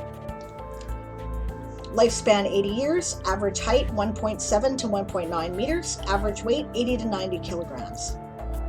Okay. Basic information, anatomy. Dog folk are a bipedal species with a pair of hands free to manipulate objects. They have a long jaw which also moves their nose forward. All dog folk have a tail. Neat. Genetic and reproduction. Dog folk reproduce sexually and give birth to live young. Female dog folk usually... You took my notes. Awesome, man. Thanks. Good to know if something I've said has been helpful. Dog folk usually have a menstrual cycle once every 6 months. It means that the period of fertility is greatly limited. You got an extra I in fertility there, just FYI. A dog folk pregnancy lasts for about 3 to 4 months, and usually up to 3 children are born. I think that's a good compromise of the sort of upright walking structure and the humanoid size, combined with the fact that dogs litter. That's what I would have done, so cool. Dietary needs and habits. Dog folk are omnivores, but prefer to eat meat. A culture, I would say a culture of hunting is still very popular among Koira. In most cases, they hunt with bows or javelins, but they are also capable of hunting barehanded. I shouldn't wonder. When barehanded, they kill the animal with their teeth. Yeah, at the best, they'd use their hands and, limited claws. Claws are better for digging for dogs. They're not really designed for killing stuff. Yeah, so... But you could probably, with opposable thumbs, grab on and link those claws in pretty good. It'd be a bit like a talon, I imagine. Additional information. But, bite, right? Social structure. Dog folk are a social species and have a hierarchy. Usually every group has a single leader. In most groups, the leaders are chosen. You need the leaders, right? Are chosen by a trial of strength, trial of mental fitness, or the position is hereditary. Directly under the leader are their assistants and advisors. Under the assistants and advisors is the rest of the group. Family relations are also important in dog folk groups. Family can strengthen the basic social structure or even override it. Yeah, most packs we've now found are actually a family unit, right? And the person in charge is either usually mom or dad, right? And it's just that it's like have you ever noticed with human parents, there was always one of your parents that was more of the authority figure? More often it was dad, but it could be mom too, right? And they'd say, wait till your dad gets home, and then you knew to be really concerned because you obviously really did it. Yeah, right. So packs work like that. And it's why we humans get along with them so well. They understand our social structure because theirs is very similar. Yeah. Geographic origin and distribution. Dog folk live mainly in the southeast Effin, between the mountains and the Great Lake. Their communities are also present in human cities, elven colonies, and gnome settlements. Sure, why not? I imagine they're just like dogs and that they like us. They get along pretty well. We understand each other. Average intelligence. Koira are very intelligent. They have a very good memory. You need an owl there, which allows them to perfectly memorize any place, picture, text, or anything else. Dog folk can also understand what others want to say through body language and voice intonation. You need that T in the middle of the word there needs to be replaced with an N, right? Intonation, right? Even if they don't know the language. Yeah. Yeah, I imagine if they're like dogs, they're very good at that. Perception and sensory abilities. Dog folk have the same senses as other species, but their sense of smell is much more sensitive. They have up to 300 million olfactory receptors. I don't need to click on your tooltip because I know what olfactory means, but I'm glad that you included it because not everybody will. Most other species have about 6 million of these receptors. When you want someone found, hire a tracker. When you want someone found quickly, hire a dog folk. A saying common among other species. I like that. I like that a lot. That really gives me, that's great because it not only says something about their ability to track, it says something about what their social role might be in a mixed community. Civilization and culture. Major organizations. Warrior orders. Warrior orders are the best known dogfolk organizations in the world. They are military, political, and cultural organizations. Orders can serve Korean rulers or act as independent polities. Nice. United Korean Kingdom. The United Korean Kingdom was a country created by Ronald Gert after the Cataclysm. Ended the reign of the elven god king and started the current era. Magical disaster during which the gods returned to caring for the species of Ephinia. Okay. It was the only time when all dog folk were united under a single banner. We have a tooltip. Single dog folk banner, not counting the rule of the elven god king. Yeah. Fair enough. You have a universal empire. Everybody's part of it by default. Not really the same thing. Okay. Historical figures. Ronald Gert, unifier of all dogfolk and creator of the United Korean Kingdom, the only king of Korea. I like it. I like it. I like your name, Rarnal. See, I don't imagine that dogfolk have lips. They probably, when they try to speak English, sound like Shaggy, or sound like Scooby-Doo, right? I know, Raggy! Because it's hard for them to make, it would be hard for them to make those sounds, even if their vocal apparatus were, like, suited for it. The way their mouth works isn't. So, it's neat that you gave them names that I can see a dog saying. That's cool. Interspecies relations and assumptions. Catfolk. Korea have always had a rivalry with catfolk. No kidding, eh? According to catfolk, Korea took their territory when they appeared. Korea say that it was empty land, which their ancestors claimed, and catfolk want to take it from them. Okay. Okay. That's interesting. So they've got like some indigenous issues going on there. That's okay. I like it.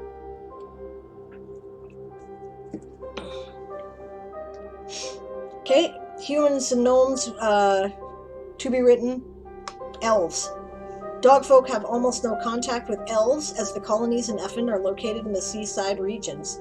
Only small groups of merchants reach Koiran cities. But if everybody was united under the God King of the Elven God King, like why would they have separated so much, right? Like it's the only thing I wonder about there. But then again, maybe they said, yeah, screw elves. They were a real pain in the ass last time when they had that God King. We're not doing that shit again. Which makes sense to me. I really like this article, Kayatan. You have some really neat ideas. And this actually is not your most original idea. You've had more original ideas. Things that are... I'm not saying this is bad. Don't take that as me saying there's anything bad about this. But one thing that is really cool about this is the fact that you have really thought about aspects of world building that you don't normally think about. You've tied up some loose ends. I had almost no questions because you had answered them. Maybe you're just getting used to my critique. I don't know.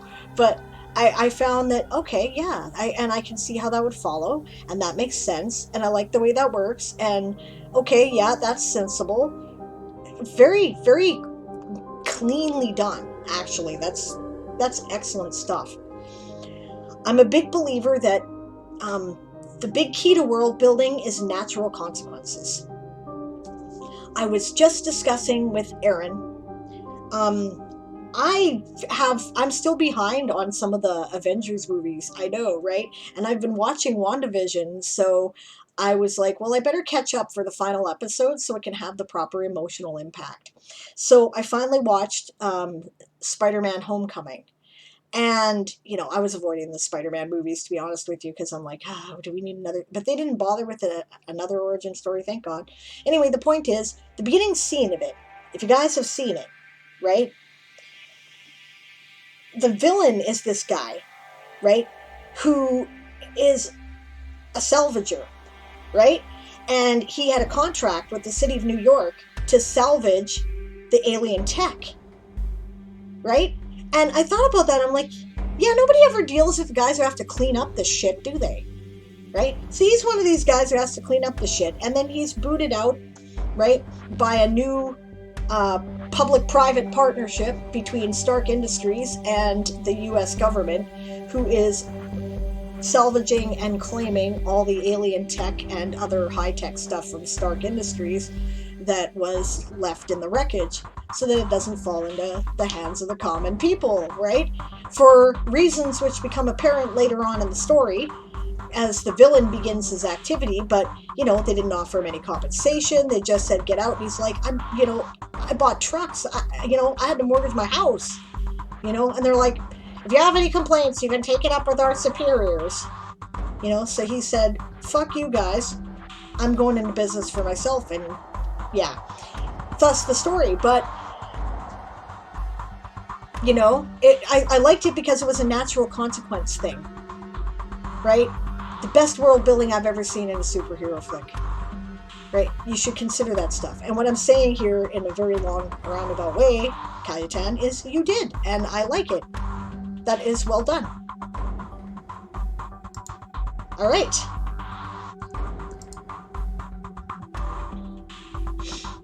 How much do I have left in the sprint? I have 1 minute and 43 seconds. Okay, I'm going to use them. And then I will attempt to catch up some in the chat. And then I think we'll have one more sprint. Maybe it'll be another break. And then I will do Brian's story.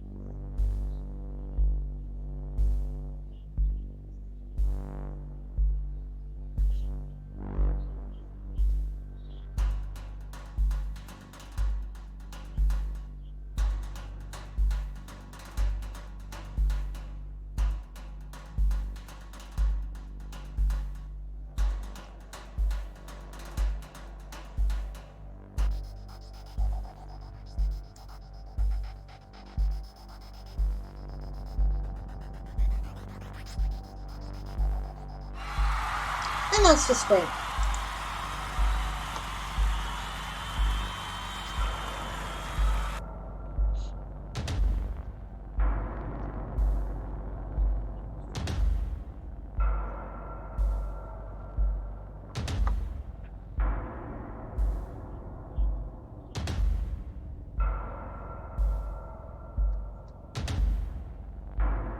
So how are you guys doing on your progress today?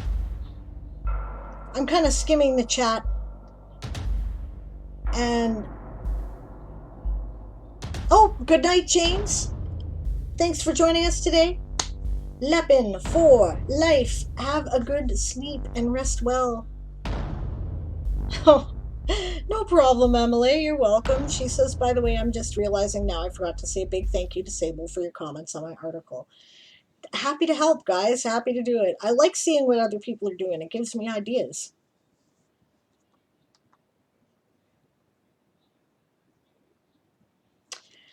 Okay, I just want to say this about vaccines. There's more reason than just protecting yourself to get vaccines, right? Especially when the illness can be really dangerous. Now, I generally don't get my flu shot, but I'm going to start because I know more about this now than I did, right? I don't like getting my flu shot because every year that I have done it, I have gotten a different strain of the flu than the one they vaccinated for, and I got it worse. I've had pneumonia 3 times, and each of those times was after a flu shot, right? Now, but on the other hand, that's probably just coincidence. And the other thing is that if I'm protected from a strain of the flu, then everyone I come in contact with is also protected in part from a strain of the flu, right? If everybody got vaccinations for polio would cease to exist, right? It's not just a matter of wanting to protect you. It's a matter of protecting other people too. It's like if you clean up, let me see here, if you clean up all the rotten food, right? But you decide to leave one spot on your desk, you're still going to get mold. If you leave viruses a place to grow, they'll grow there, right? Talking about how my mom had bed bugs, right? If you clean every room but one, that room's still going to have bed bugs, and then those bed bugs are going to spread to the other rooms, right? So that's why you should get vaccines. Right. Now, granted, I recognize that not everybody can afford to get all the vaccines, and that is criminal and terrible. Here they are paid for, and everybody gets them, period, and we get them in school. You can still opt out of them. I'm not sure you should be able to. I think that in some cases, listen, all right, you don't just walk against the red light because you feel like walking against the red light and you're going to take the risk for yourself, right? You're also risking other people. I see it a bit like that, right? So I disagree with you on this one, Mar, right? And I'm not going to hate you forever, and like we're just going to disagree or agree to disagree. But I hope that I've given you something to think about it, right? That it's not just about you; it's about other people too. Right? And that's all I'm going to say. And I'm going to leave it there. Right.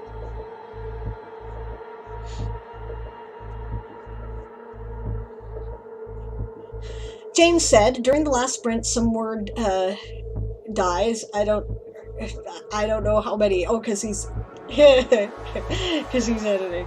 Okay, just a sec. We're actually going to play this Greg clip. Hopefully it'll play, because I think that'd be fun.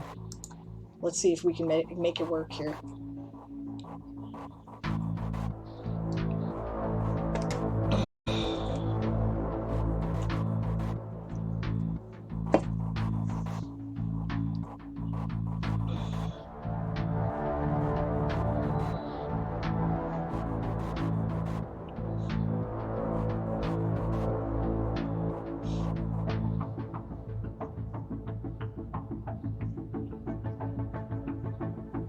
We're probably going to hear the growl before Let's see, James, 48 words, article word total, 1991. Now on to editing. Some words are going to die. Wonderful attitude. There you go. Brilliant. That's great. I love that. All right, we're back at another sprint.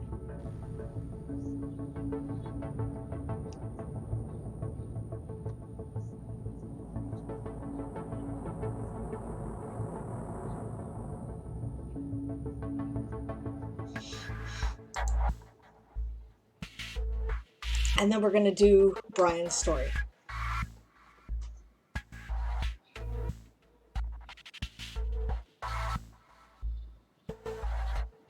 We might have a break first, though. I hope that's okay, Brian.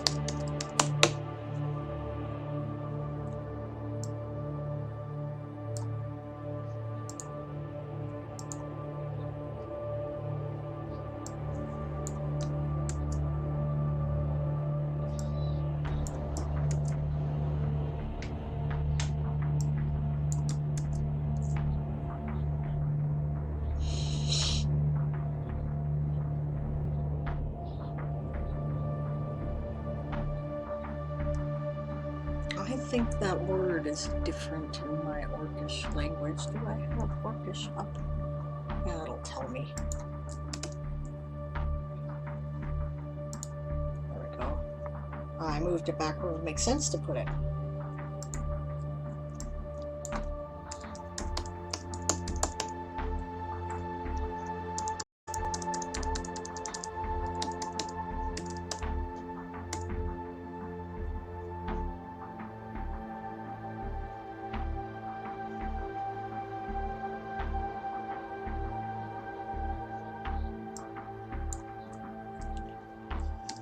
Fine, we'll do it the hard way.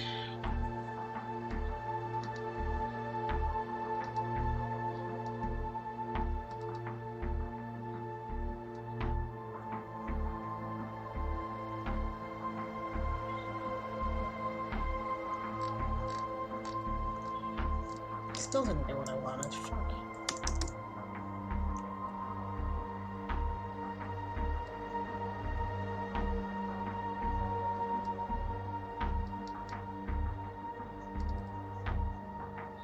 Ah, I didn't put it in there.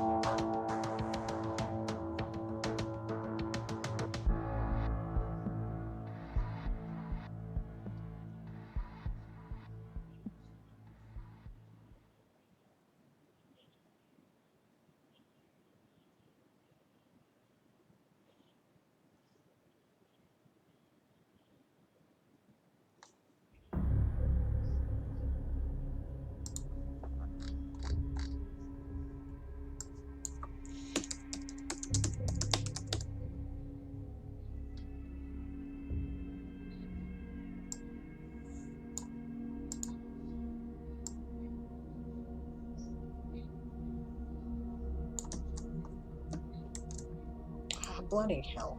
Stop. There we go.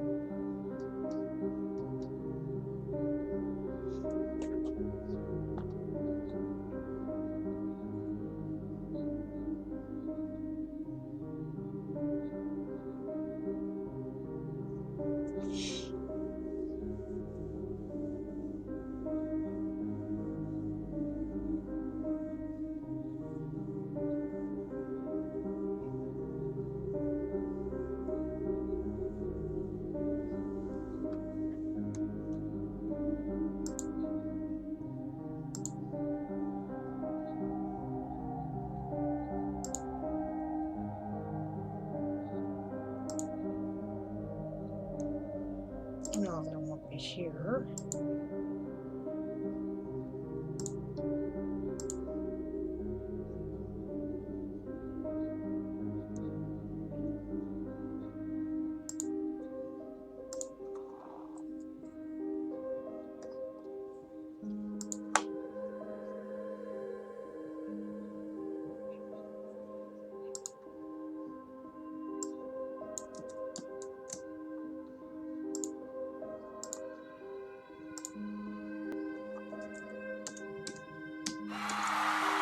And that's the sprint.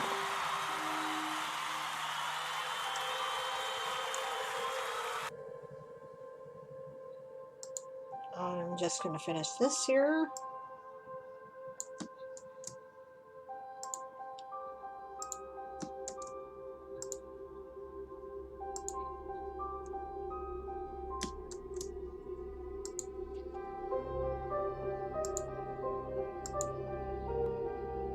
All right.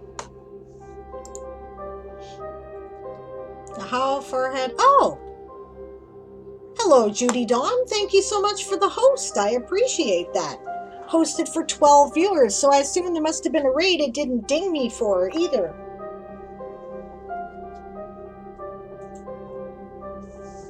Well, welcome, and I'm sorry to hear that I did not, greet you when you came in. All right.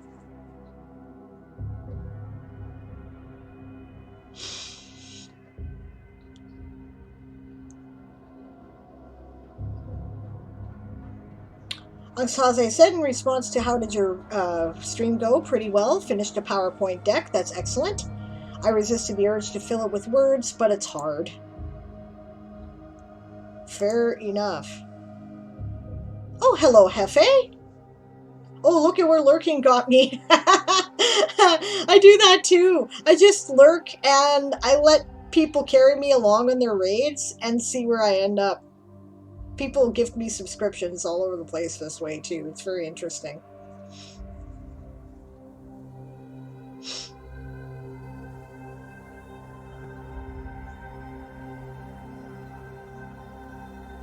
Vitamin C is fun, says Amelie, in response to the whole idea of the human body is weird. We still have the trace of the gene that would make it in our DNA. Otherwise it got mutated, and because our ancestors were eating fruits, they survived despite that. That's fascinating. I did not know that. There are some weird things in history, like evolution is not kind sometimes. It just helps you live. It doesn't necessarily mean that, you've got the best deal because you lived.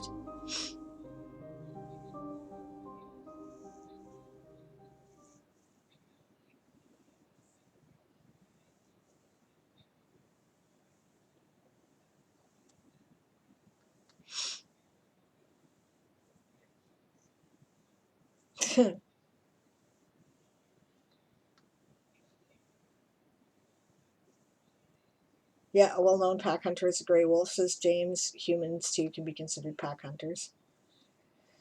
Oh, Moon or Flower had to do a forced restart. I hate that shit. Rarnol. Very clever, that. Yes, it was.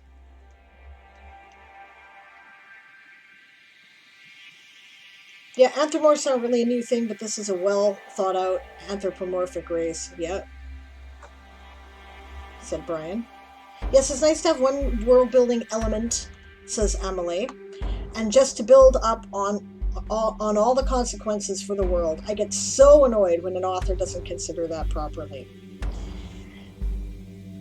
I don't think humans consider this properly in daily life or in government policy or in pretty much fucking anything. So why would they consider it in their writing? But hopefully I can teach people how to do that, because when you think ahead about logical consequences of things, well, how is this going to turn out?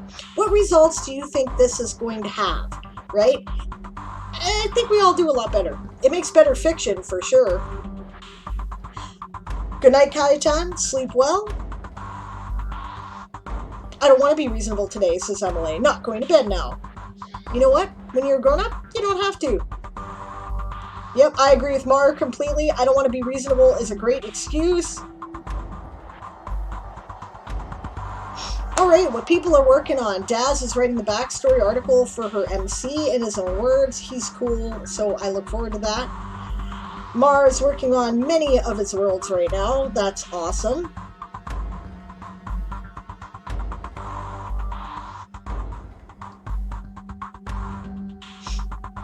Alright, Emily says I got my flu shot for the first time this year. Didn't want to panic if I got a fever, and I work at a university where there are always lots of diseases circulating.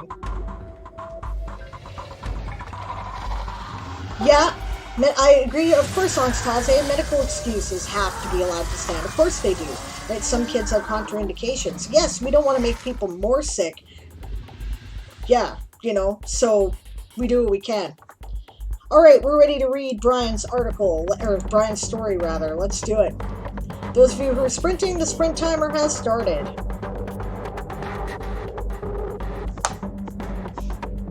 The Innocent Cipher.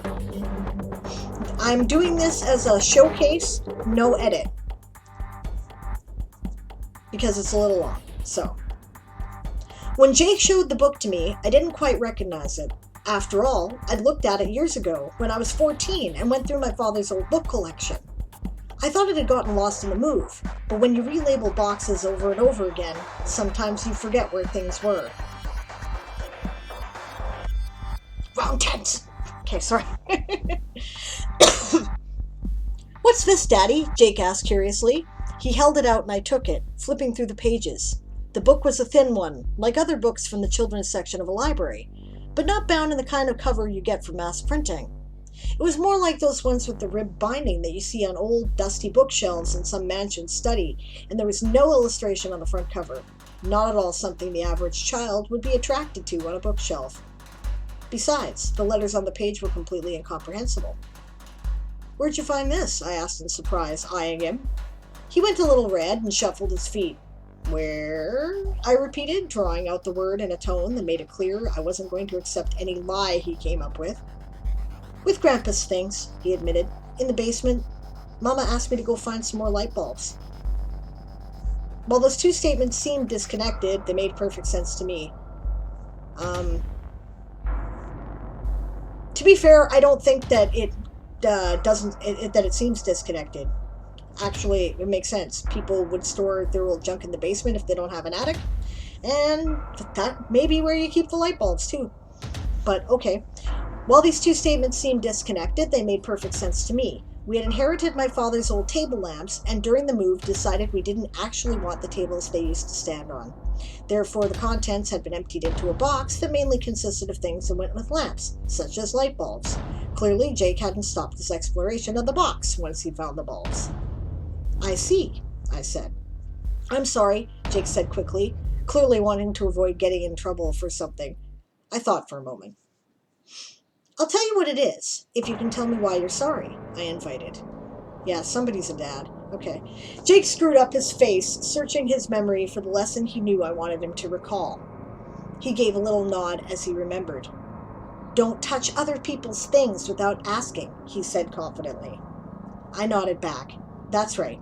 I held up the book for emphasis. It's okay to be curious, but if it belongs to someone else, ask permission to look first.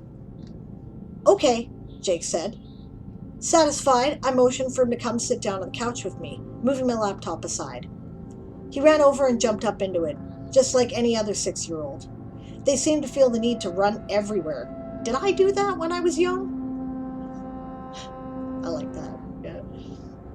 I like that because, we all have that moment. I can't remember having that much energy, but of course you did. It's something of a puzzle, to be honest, I explained. Your grandfather had this on his bedside table, and he had notes scribbled on a notepad next to it. Your grandmother would always yell at him to put down childish things whenever she saw him looking at it, but he would just laugh it off. She caught me trying to look at it myself once and slapped my hand. Because it wasn't yours? Jake asked with a sheepish grin. I laughed. Right! I forgot all about it until I found it one day. When I asked my dad about the way it's written, all he said was, I imitated my father's good-natured voice, "If you can't read it, it may be too late for you. I hope it isn't." I never really figured out what he meant, and I still don't know what's in it. Jake frowned at me. How come you didn't read it? It's really good. I creased my eyebrows. What do you mean? My son cocked his head to one side. I thought you knew how to read books. Perplexed, I turned to my seat to face him. He looked genuinely mystified, as though he couldn't understand why I wouldn't pick up a book in another language and instantly love it.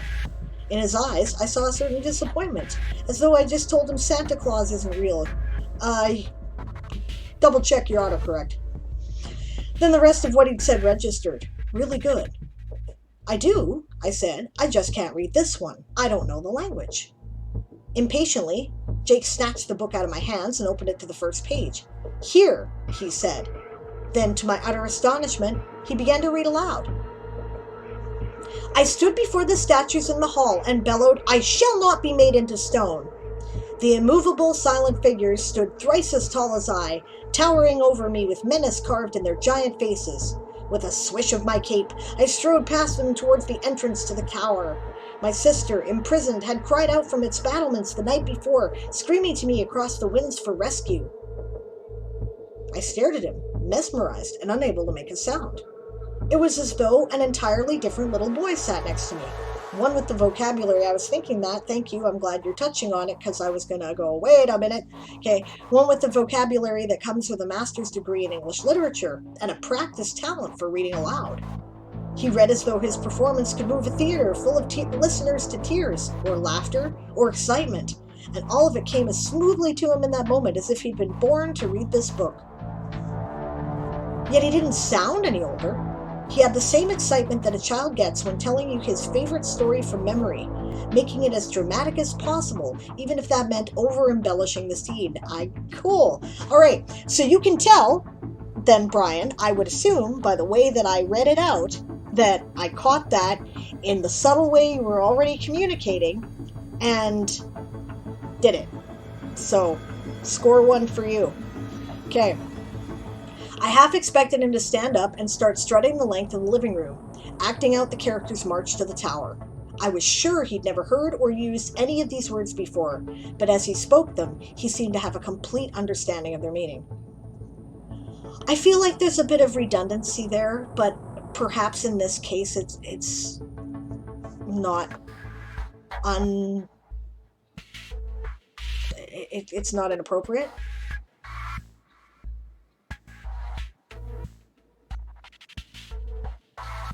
Oh, yes, I see what I mean about redundancy.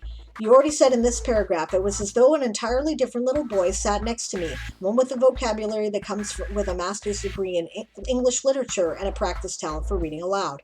And then you say here, I was sure he'd never heard or used any of these words before, but as he spoke them, he seemed to have a complete understanding of their meaning. I don't need that line, because one assumes that a little 6-year-old boy, who you've already clarified, his age and his behavior, right, and he is acting very much like a 6-year-old, right, doesn't have a degree in English literature. So I don't think it adds anything, necessarily.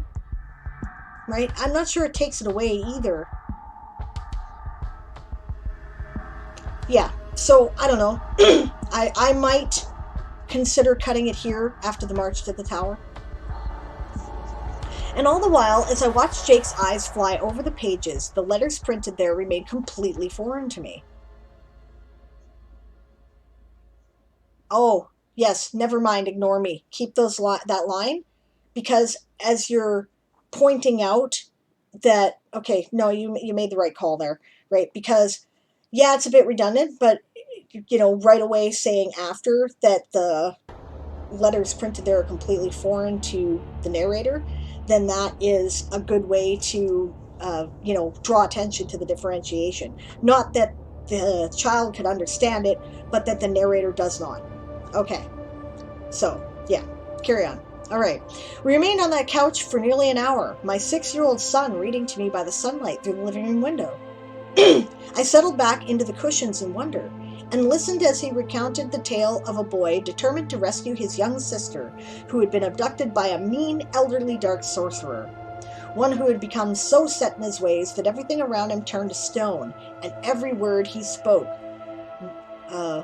was sown with doubt, perhaps? Nice fable. I like it. The boy battled through these stone statues without any weapons he had brought with him. You don't need that. Okay, finishing the sentence. The boys battled through these stone statues without any weapons he had brought with him, but by finding creative ways of outwitting them instead, for they seemed to have predictable responses to his advance. That is a very long sentence, and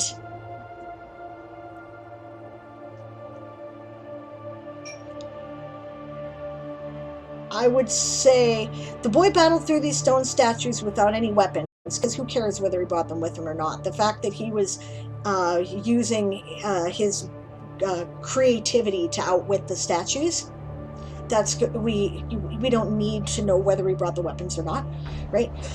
But by finding creative ways of outwitting them instead, for they seem to have predictable responses to his advance. And in that way, just taking out that phrase makes the sentence less long and cumbersome. That's my suggestion. I know you said no edits, but actually it's running through fairly smoothly, and it's going to take the 15-minute sprint, basically, so I got time. Suggestions, anyway. He traversed dark rooms where he was bombarded by a deep voice telling him that he should give up, that he would not succeed in rescuing her. Yet instead of ignoring the voice. You have to say the voice there, Brian. Finish the phrase. Right. Yet instead of ignoring the voice, he imagined it as a guiding light that led him to the exit. Yeah. Finally, when he and I like that. That's cool. Finally, when he confronted the sorcerer, he simply walked forward, laughing as he conjured objects or invented spells on the fly to counter the old man's. And the sorcerer cowered before me, Jake read, afraid and envious, though I offered him no threat. My sister, free of her bindings, came to stand at my side, and together we held out our hands to him. You poor man, you suffer so, my sister said. What must I do? The sorcerer asked in despair. I only wish to make real that which I imagine. That power cannot be taken from another, I replied. When you begin to believe that what you imagine is not possible, it shall not be. When your thoughts are made of stone, your body shall follow. Minor edit, need the quotations there because you broke it up with Jake flipped to the last page. As we watched, the sorcerer stiffened, his face and clothes melded into a uniform gray. We could not save the man from himself. Together we faced the open window of the tower, and leaving the dark stone tower behind us, we soared out and away. His voice trailed away, fading out, and letting the image the words evoked, linger in my mind. I was stunned. Jake had always liked adventure stories like that, and I could have sworn he made the whole thing up, except the words he'd spoken. It just didn't make any sense. Made the whole thing up. Daddy? He asked, his normal voice and demeanor returning as suddenly as when he'd started reading. He was looking at me with a mixture of eagerness and concern, the book laying open in his lap. What's wrong? Didn't you like it? I shook myself. Yeah, I did. That was a great job, buddy. I gave him a hug and felt as I did the warmth of his body and his spirit. In him, I sensed the pure joy in imagining that world and how much he loved bringing that world to me. I imagined what it would be like for me to go and rescue the girl in the tower. A breeze came through the window, and with it there was a distant sound, a barely audible voice calling for a brave hero.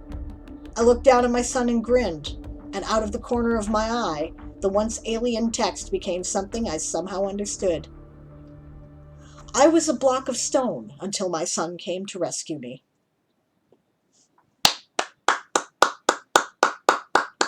That's a beautiful story, Brian. That is absolutely amazing. I love it. Made me tear up a little, actually. I feel your message. You were very good at this. Yeah. Yep, only the critiques I offered. This is fantastic. Do something with this.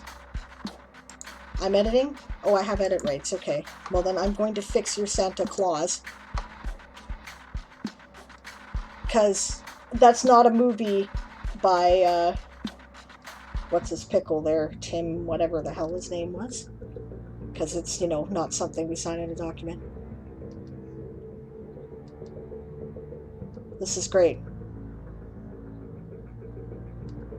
I hope you guys liked it as much as I did.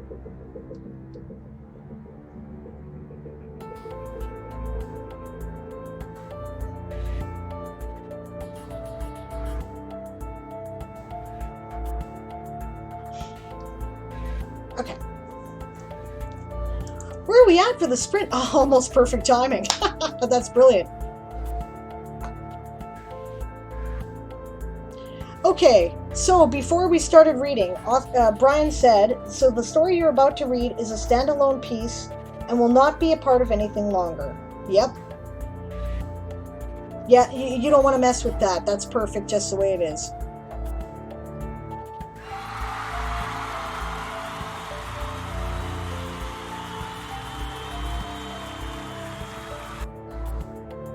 Mar says, I need to see one of Greg's streams again. That's the sprint, for those of you who were sprinting while we were telling stories. It's one of the ones you did for 31 days, 31 stories. This is excellent.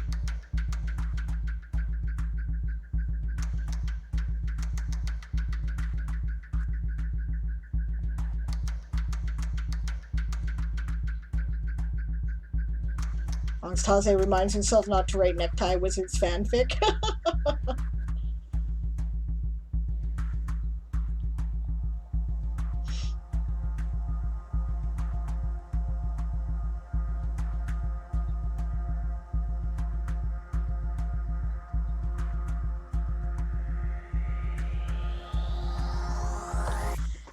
Yeah, Anastasia says, for marking who does what magic, yeah, I'm a fan, and it's not my fault some of my characters are non-binary. That's just who showed up at the casting call in my head. Yep, that's the way it works.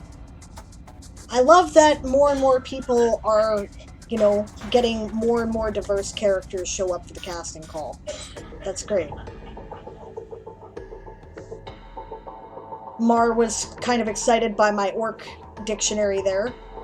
That was the language that was the basis for my runner-up story in the Words of World Building Challenge from last year.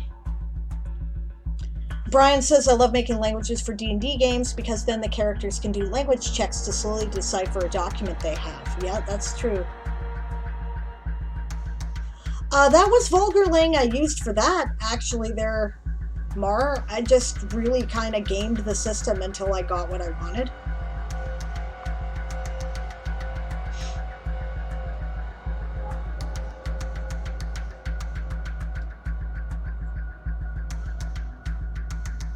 The Dawn Raiders, that's who showed up. Well, cool. I've never been raided by Judy before. Well, welcome to Judy and her raiders. The Dawn Raiders are always welcome. I wonder if you should, but that almost sounds like Dawn Treader, So, and who knows what I'm talking about, because it's cool. Hello, Tasmakan? That's a cool name. That is a cool name. I like that. Welcome. Oh, it didn't work? Why didn't my toy soldier thing work? Maybe I have to capitalize. Oh, thank you for helping guide the raid, Weird Win. Good to see you. And hello, Ellie. Good to see you too. Yes, Conduit. Writers Con on Twitch. We're planning it for June. It's going to be amazing. We have some awesome people on board. We have Benji from Tail Foundry. We have Janet Forbes from World Anvil. Right? We have a whole bunch of writing Twitch streamers. It's going to be amazing. Judy is too shy to raid.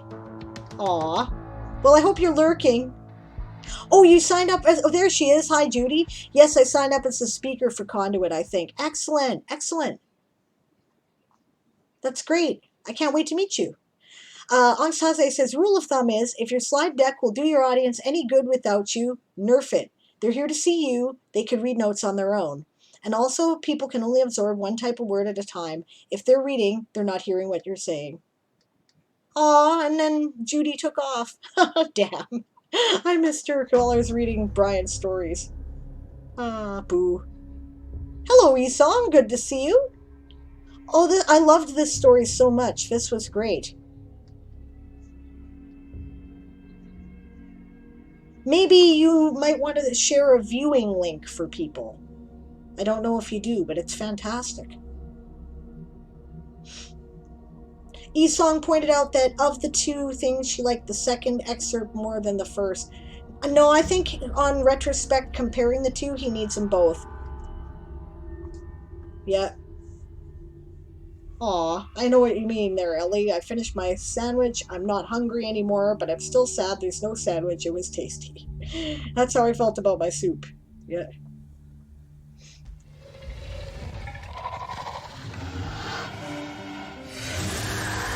Yes, I do offer VOD. It's up for 2 weeks, and after that, I do archive to my YouTube channel eventually. I'm like 2 or 3 months behind on that, though, so bear with me. Tim Allen, that's the guy I was thinking of. No, I love this story, Brian. This is great.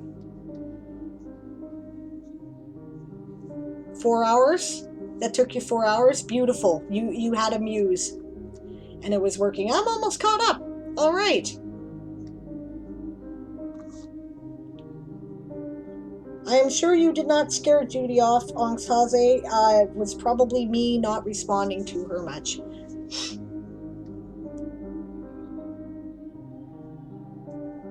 I'll accept any and all help finding a home for this story to be published. I have some thoughts.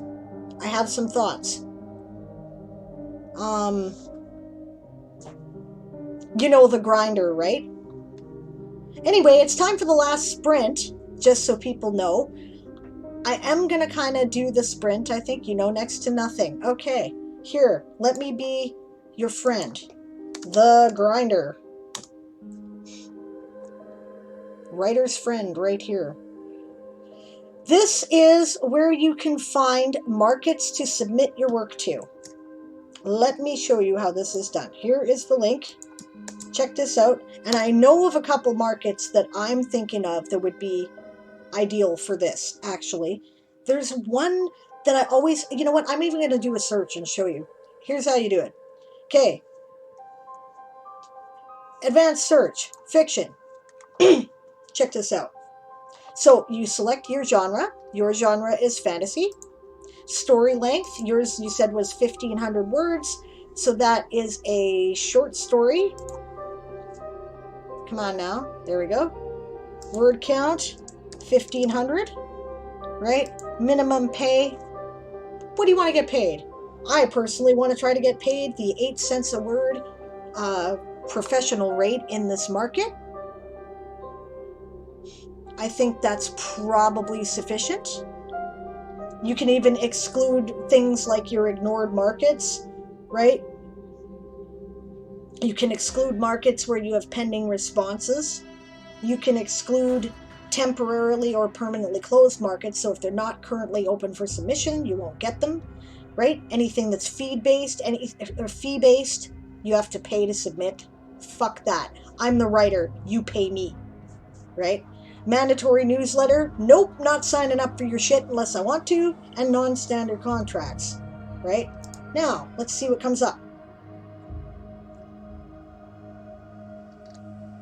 So here are various markets that pay professional rate that take fantasy stories of 1,500 words that will pay 8 cents a word, right?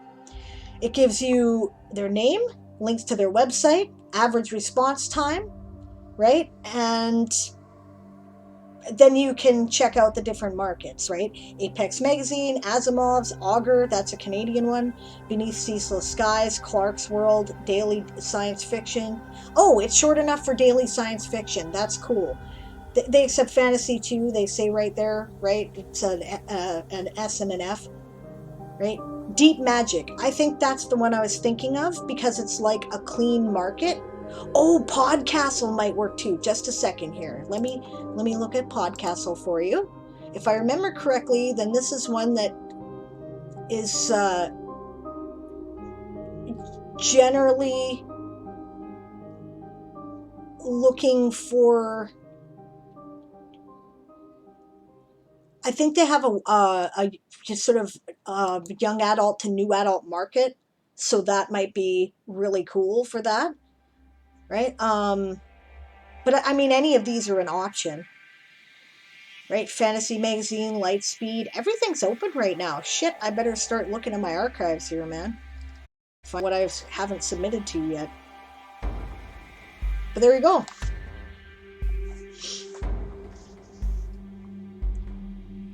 Make your selections from those, right? If you are willing to get paid less, you can put that in, but why not shoot for the moon first, right? That's what I do. Fee-based? Did they misspell scam-based? I think so, Anstaze.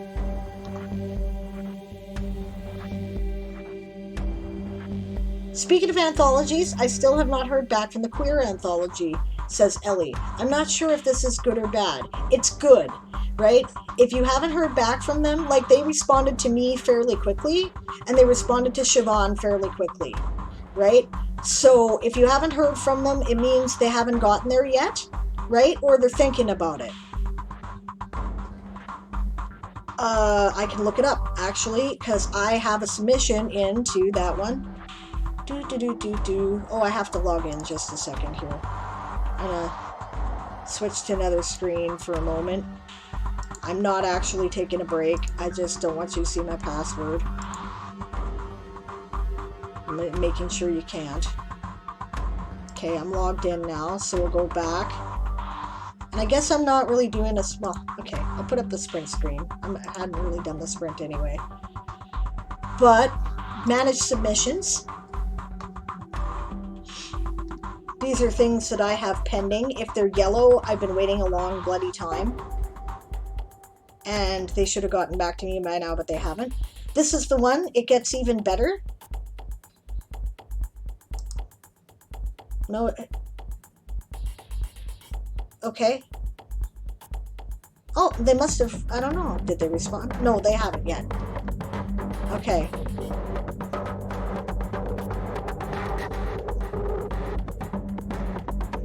So you see all this purple stuff here? Okay, this graph. Anything that's red has been rejected. Anything that's purple is still pending. Right? So that means that they're thinking about it. Or they haven't gotten there yet. And that could be, like, it depends on when you submitted it. We are here. No, that's where I submitted mine, was here. I know they're still thinking about mine because I got a held for consideration. So, if you haven't even gotten a note that says, you know, held for consideration, they probably just haven't gotten there yet because they got, like, a whole bunch of stuff in. I mean, there's still stuff back here that they're still thinking about. This could be you if you were thinking about it early. This graph goes up to 5 responses, so that tells me there's about 2 right at the beginning that they're still holding on to that they haven't decided on yet, and another 2 a day later. So I wouldn't worry about it. It means they're thinking about it, and they're They're considering it. You submitted on the 14th. That helps.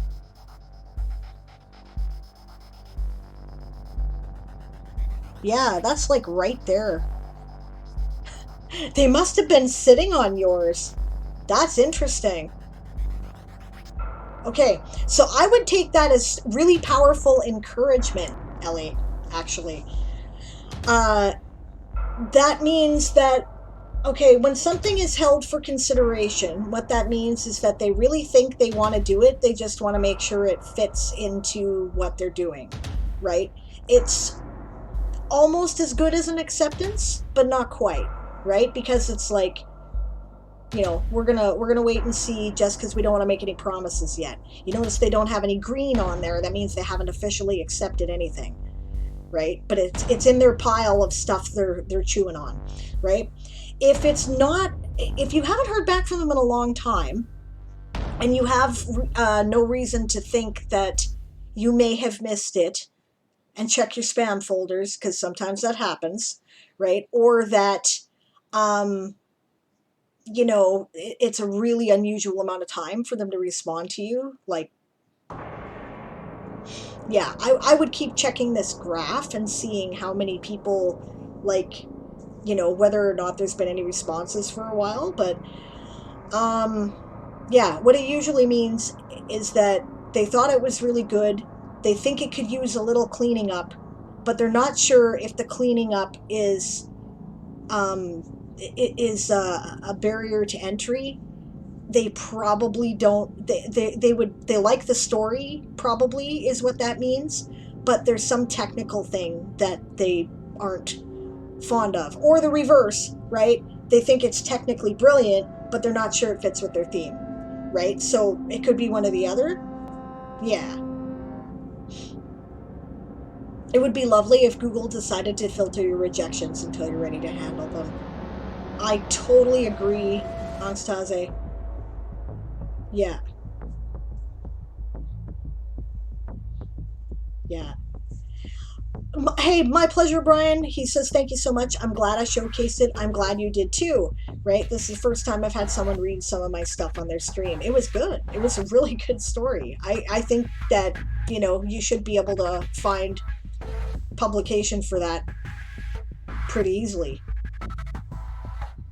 You can do it. Yep, shields up. Enter rejections pile. Rejections are hard, aren't they? They're so hard. But, okay, but guys, seriously. Since I'm in this bloody website anyway, check this out. Account. Let's see.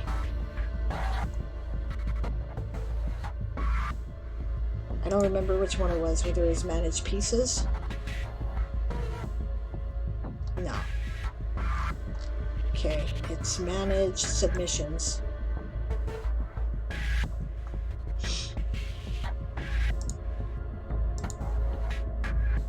Okay, actually, check fucking everything. Check everything. Okay. Check this out.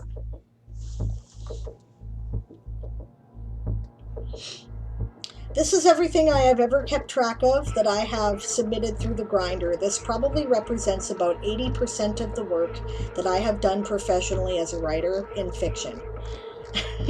Not as nonfiction, that's a totally different animal, but look at this. Okay, look at it. Rejection, rejection, rejection, rejection, rejection, rejection, rejection.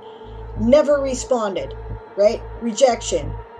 Rewrite request, later withdrawn. I should say that because I withdrew that.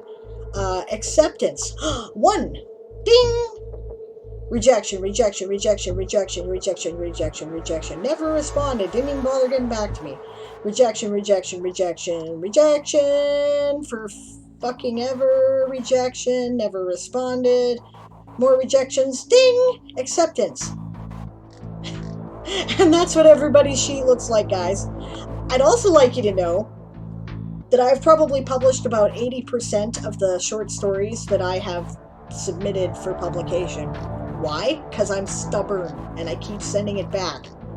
So I hope this cheers people up a bit, right? You gotta expect rejection, and it might not be anything to do with you, right? It might be, you know, they've got a theme in mind and yours didn't quite fit it, or You know, maybe they only wanted a few from newer writers, or, you know, whatever, right? Maybe they just didn't personally jive with it, whatever. It doesn't, you know, there's so many things. I rejected stories from the anthology I published, and it was hard because not necessarily, you know, like I didn't necessarily reject them because I thought they were bad stories. I did get some bad stories, but more often than not, I got a bunch of good stories and I only have so much space. Yes, Author Goddess is glaring at me because one of the stories I rejected was hers. Remember, we're good friends, right? That was hard. That was hard. It was so hard. I agonized over it for probably a couple of weeks. You know, it was just hard. So, yeah. Ellie says they might want me to change the pronouns in the first bit, which I'd be cool with. That makes sense. Brian says, I didn't get the same results with my search. Could you put those search fields into the Discord message along with the edit? I'm not putting your edit in a Discord message. You have to watch the VOD and get that for yourself, man. That takes too long to type out. I'm not doing it. Okay. Click everything. If you're okay, no, wait, no, that's not what you wanted. Okay. Advanced search fiction. Okay. So I started with fantasy. And I don't have my Discord open. You're going to have to copy this. Here we go. Fantasy. I closed my Discord because it was eating up my bandwidth. Story length. I said short story.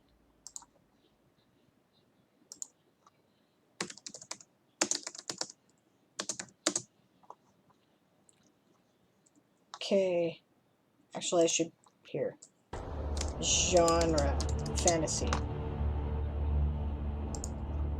Story length. Short story. Give me a minute. I'll do it for you. It's okay. It won't take that long. Word count. Why do I always type world? Word count. 1,500.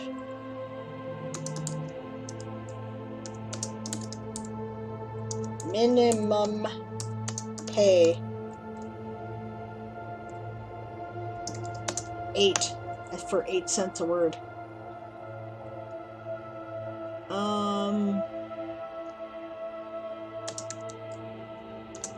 Then in the exclusions section, click pretty much all exclusions. There.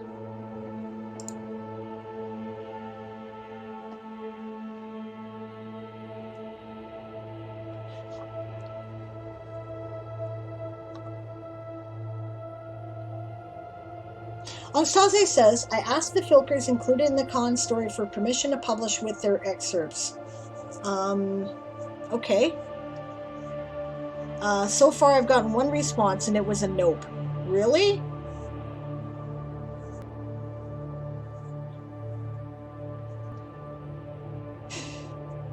Bizarre.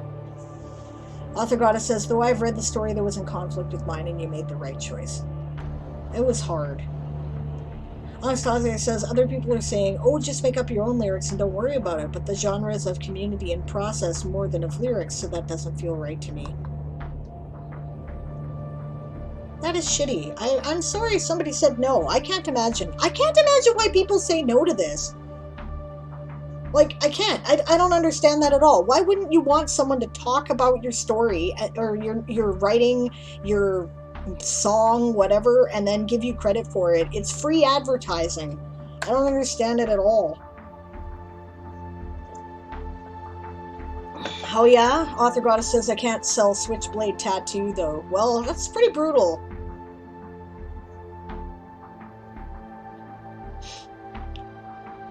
Only found one, but that's because I did electronic submission only. Never mind, you figured out what you did. Okay. Alright. Well, gang, it is after 4. And so I guess I should probably bring this to a close, eh? I hope that, thank you guys for joining me today. I'll put up the downtime screen, I guess. I got some editing done. There was bonus editing. That's always fun. I really enjoyed reading your works today. That was really cool. And, you know, I'm sorry we got a bit sidetracked with the vaccine discussion, but that's all right. Oh man, I just got here, says Scout Odelia Writes. Hello, Odelia. I haven't seen you in forever. Good to see you. Anastase says the include or bin author hasn't responded yet. Got it. Okay, well that's good. That's good. Okay.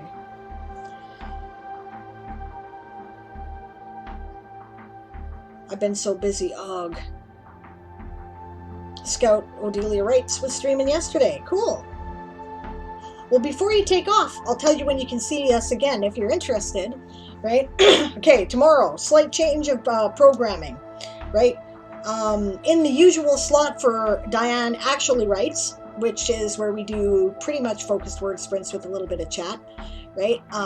Okay, a little bit for me. Let's just clarify that there. But he's going to be doing Ask an Old GM instead, because because it's GM's Day, International GM's Appreciation Day tomorrow, and it made more sense for the GM program to run on GM's Day.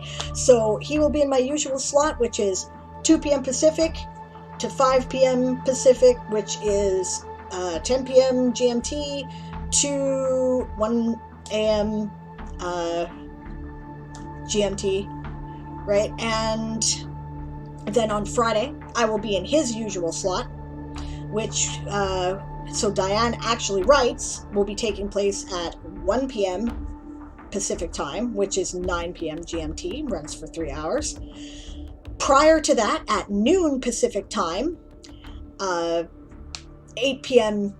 GMT, we will be doing the well overdue State of the Multiverse broadcast, which is where we talk about what is coming up and our projects and what we're working on.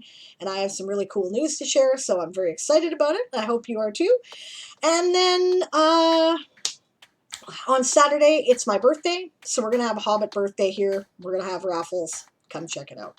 That'd be 2 p.m. Pacific, 10 p.m. GMT, runs for 2.5 hours. All right. Thanks, everybody. Who's up? Let's see. Let us see here. Who is online that we will go and raid? Gala's up. Okay, so we'll be going to raid Lord Galacrond, who is also a writing streamer. You have a good one too, Odelia. Nice to see you, and hopefully I'll see you again soon. Maybe Friday. Yeah, we are going to raid Lord Galacrond.